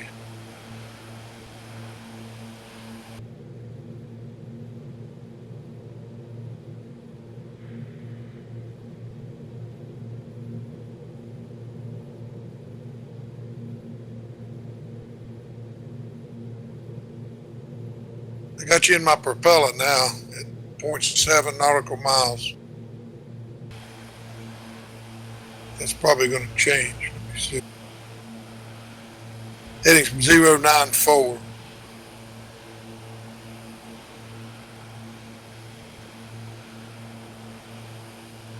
Now what you do is you just vary it to the left and to the right a couple of degrees, 1 or 2 degrees, to basically hold that position, and then pull it in closer as you can, and a little bit of speed to close up, and that's how you do it. Yeah, that's what I've been doing. It's a slow process. Yes, it is.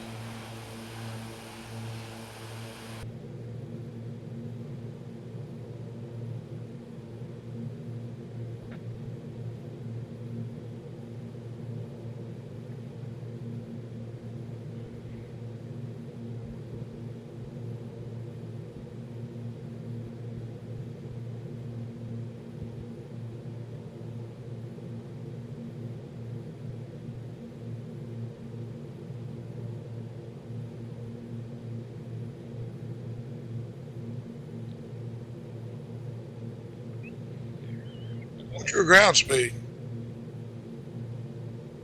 239. Okay.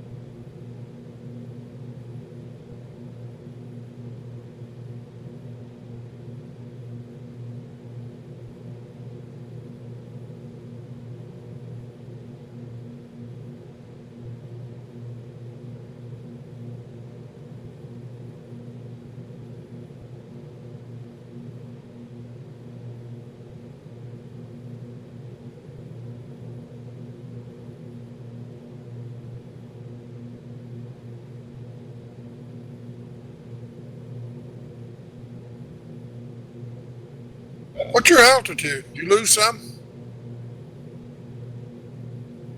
Oh wait, hold up.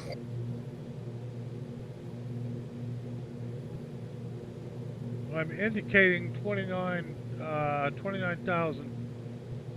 My actual altitude is 28,963, and our altimeter should be 2992. Yeah, my altimeter bug shut off for some reason. I was moving around, so I'm coming back down now. I got a pipe. My bad. Must have shut it off when I was changing my heading from heading to nav.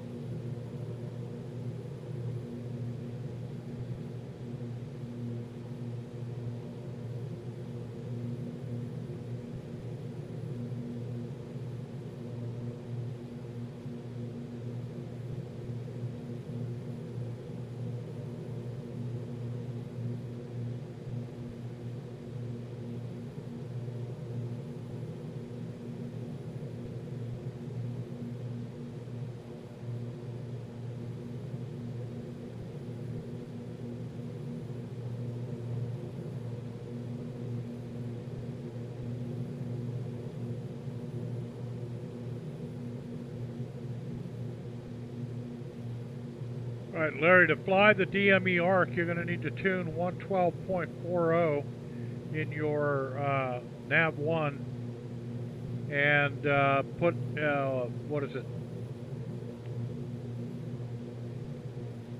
109.50 is your standby, and then it'll give you the ILS for 33.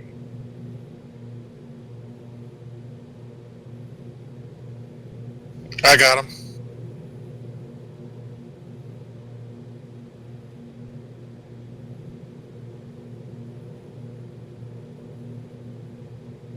What's your ground speed, buddy? 240. Okay.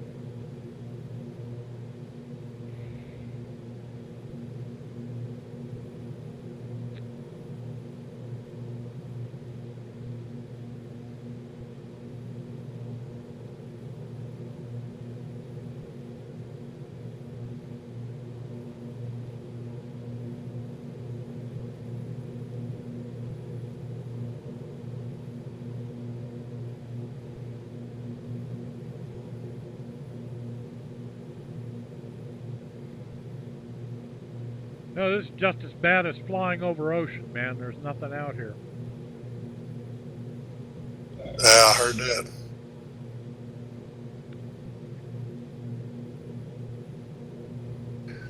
Oh, the wind's shifting is what it is. Did you change something? You're going off course. No. track is still 093 degrees, but we did hit a wind shift. Who's that? Oh, that's another airplane. Yes, it is.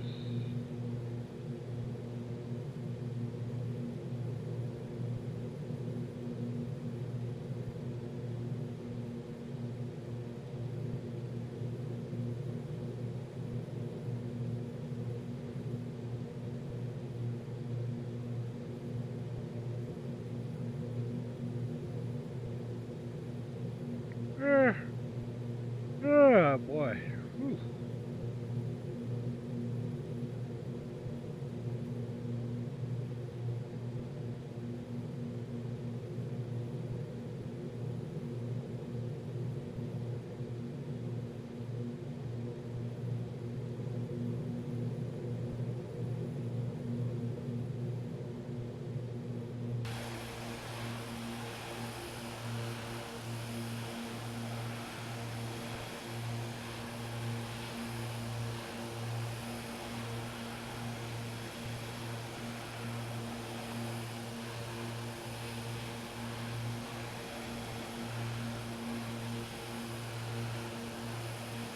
You know something though, I don't see that guy on VATSIM.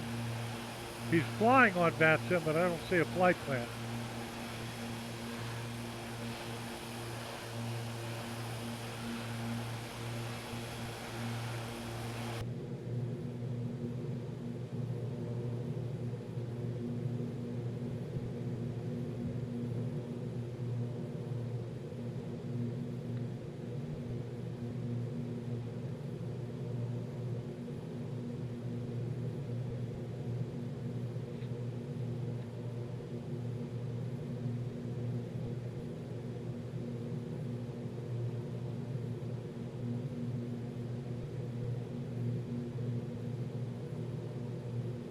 I can see him on FS Commander, but I don't see him in the air. I did. I had to get out to see him though.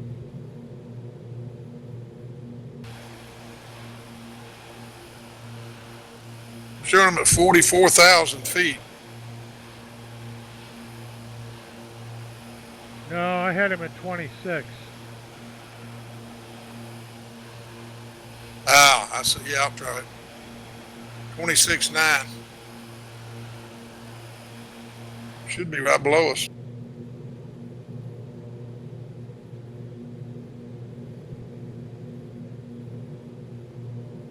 No, he's gone now. Yeah, he's out of visual.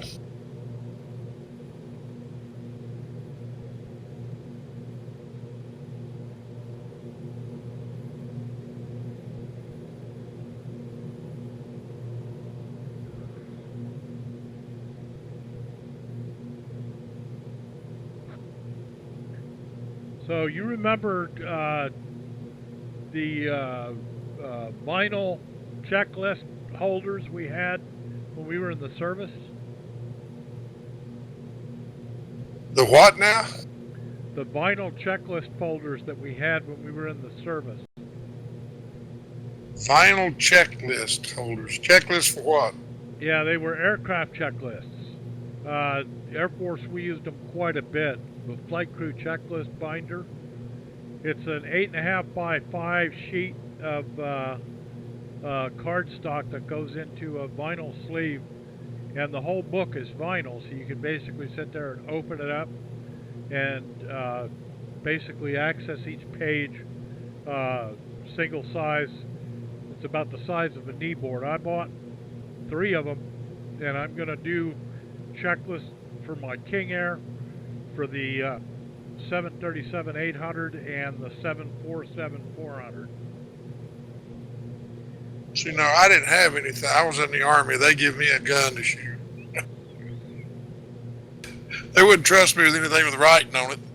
Yeah, well, I was in the Air Force. They gave me a checklist in vinyl to shoot. I know. That's funny. No, they gave me a checklist in vinyl and a gun to shoot. Yeah, they didn't give me nothing I had to read.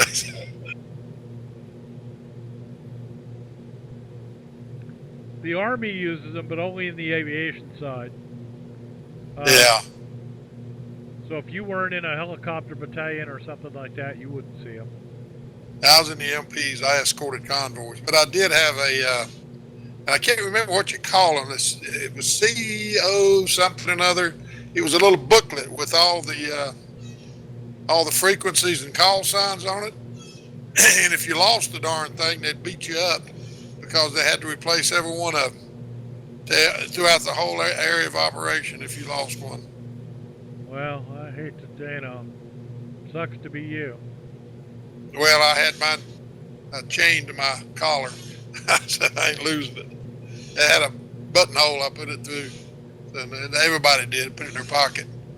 Nobody lost. You just didn't lose them because it had too much information on them.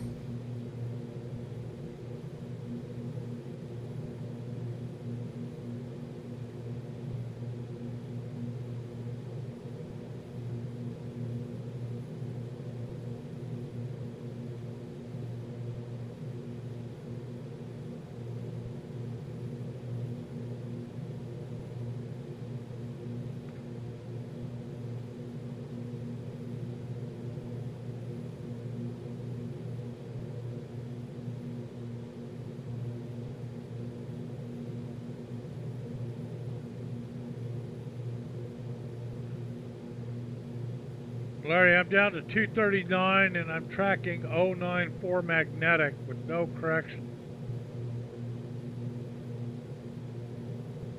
Okay, I've slid off to your right a little bit. I'm going to try this again. I'm trying to, yeah, anyway. I got you there out the side window now. Well, if you look in the bottom of your GPS screen on the primary flight page, you'll see down there where it says XTK. 0.00 nautical miles is the magenta line, and you can use that to set yourself a certain distance to the left or right of the magenta line, and then if you hold that value constant, you're basically tracking the same course at a little bit of an offset, which is what you would need to basically move to my left or right.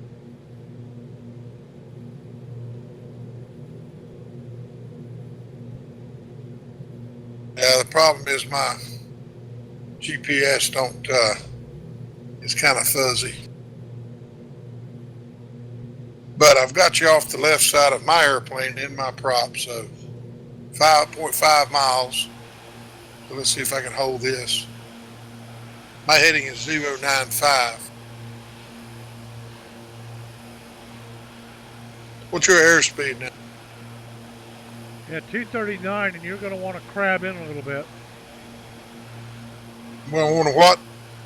You're going to want to crab in just a bit toward me. In other words, what you'll do is you'll turn like 093, and that should pull you in toward me.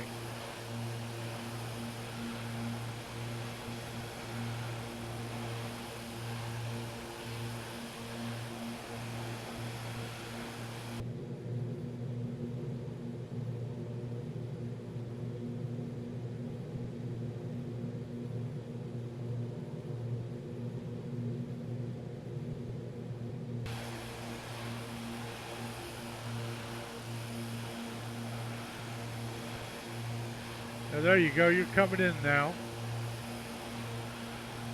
Yeah.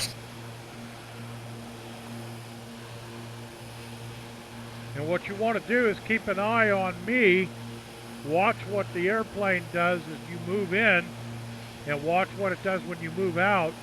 And then what you'll do is you'll anticipate the movement of the airplane, and you'd be surprised at how close you can get.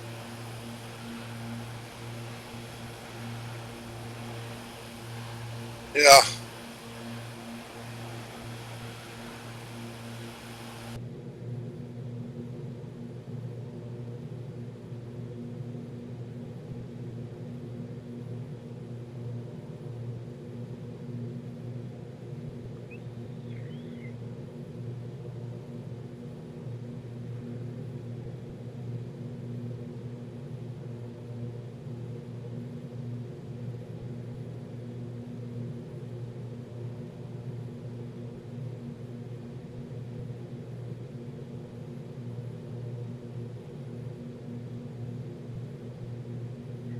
Yeah.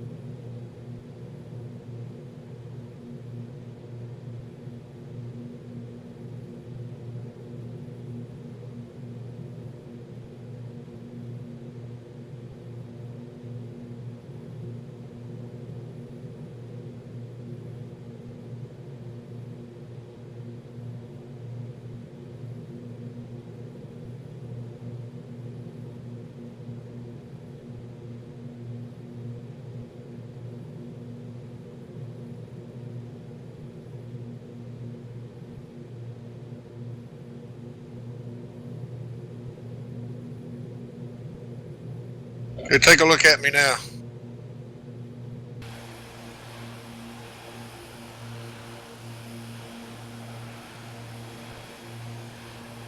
Yeah, you're showing about a mile off me, or off my quarter, but that's my presentation. It's you. So, however close you are is what you are. I'm 100 feet below you in points. Or 0.3 miles off your starboard side. Okay. I got a good look at your airplane through my left window. What's your ground speed? Mine's 240. I'm 239. Okay.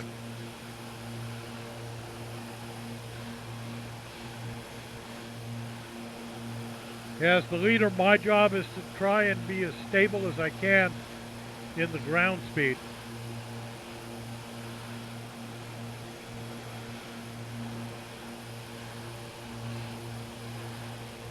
Yeah, that ain't always easy to do.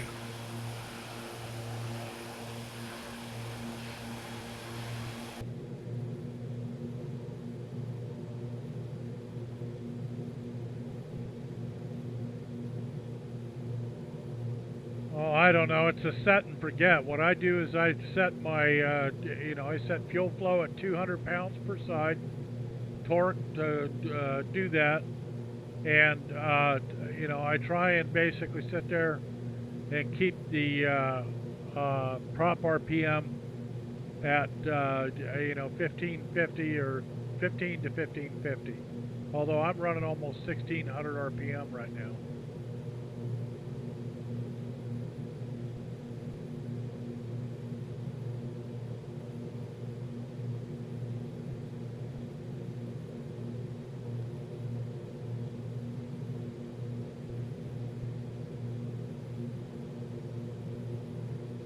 Yeah, we're just about to go into Bahraini.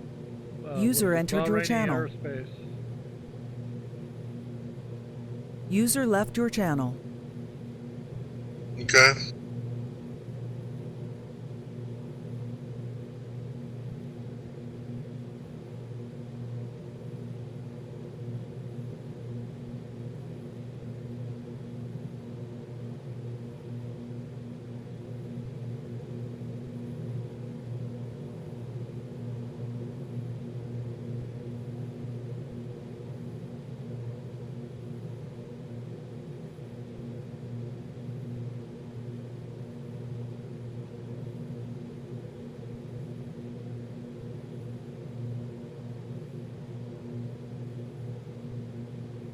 User entered your channel. User left your channel. Larry, the ILS 34 is what I loaded for vectors, and what we're going to do is we're going to fly the DME arc into the ILS. Okay. I've got the chart for that. I see that, and I've got it loaded too in my vectors.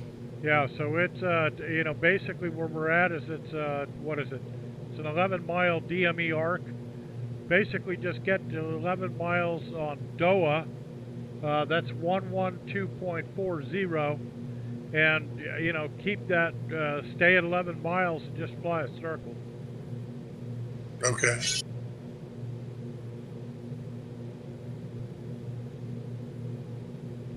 If what you're doing when you're flying it is if your DME gets closer, then you basically turn away, and if your DME gets further, you turn closer. And you got to kind of fudge it a little bit to get the arc. It ain't gonna be perfect, but it'll be close. Yeah, you got to fly the airplane for a change.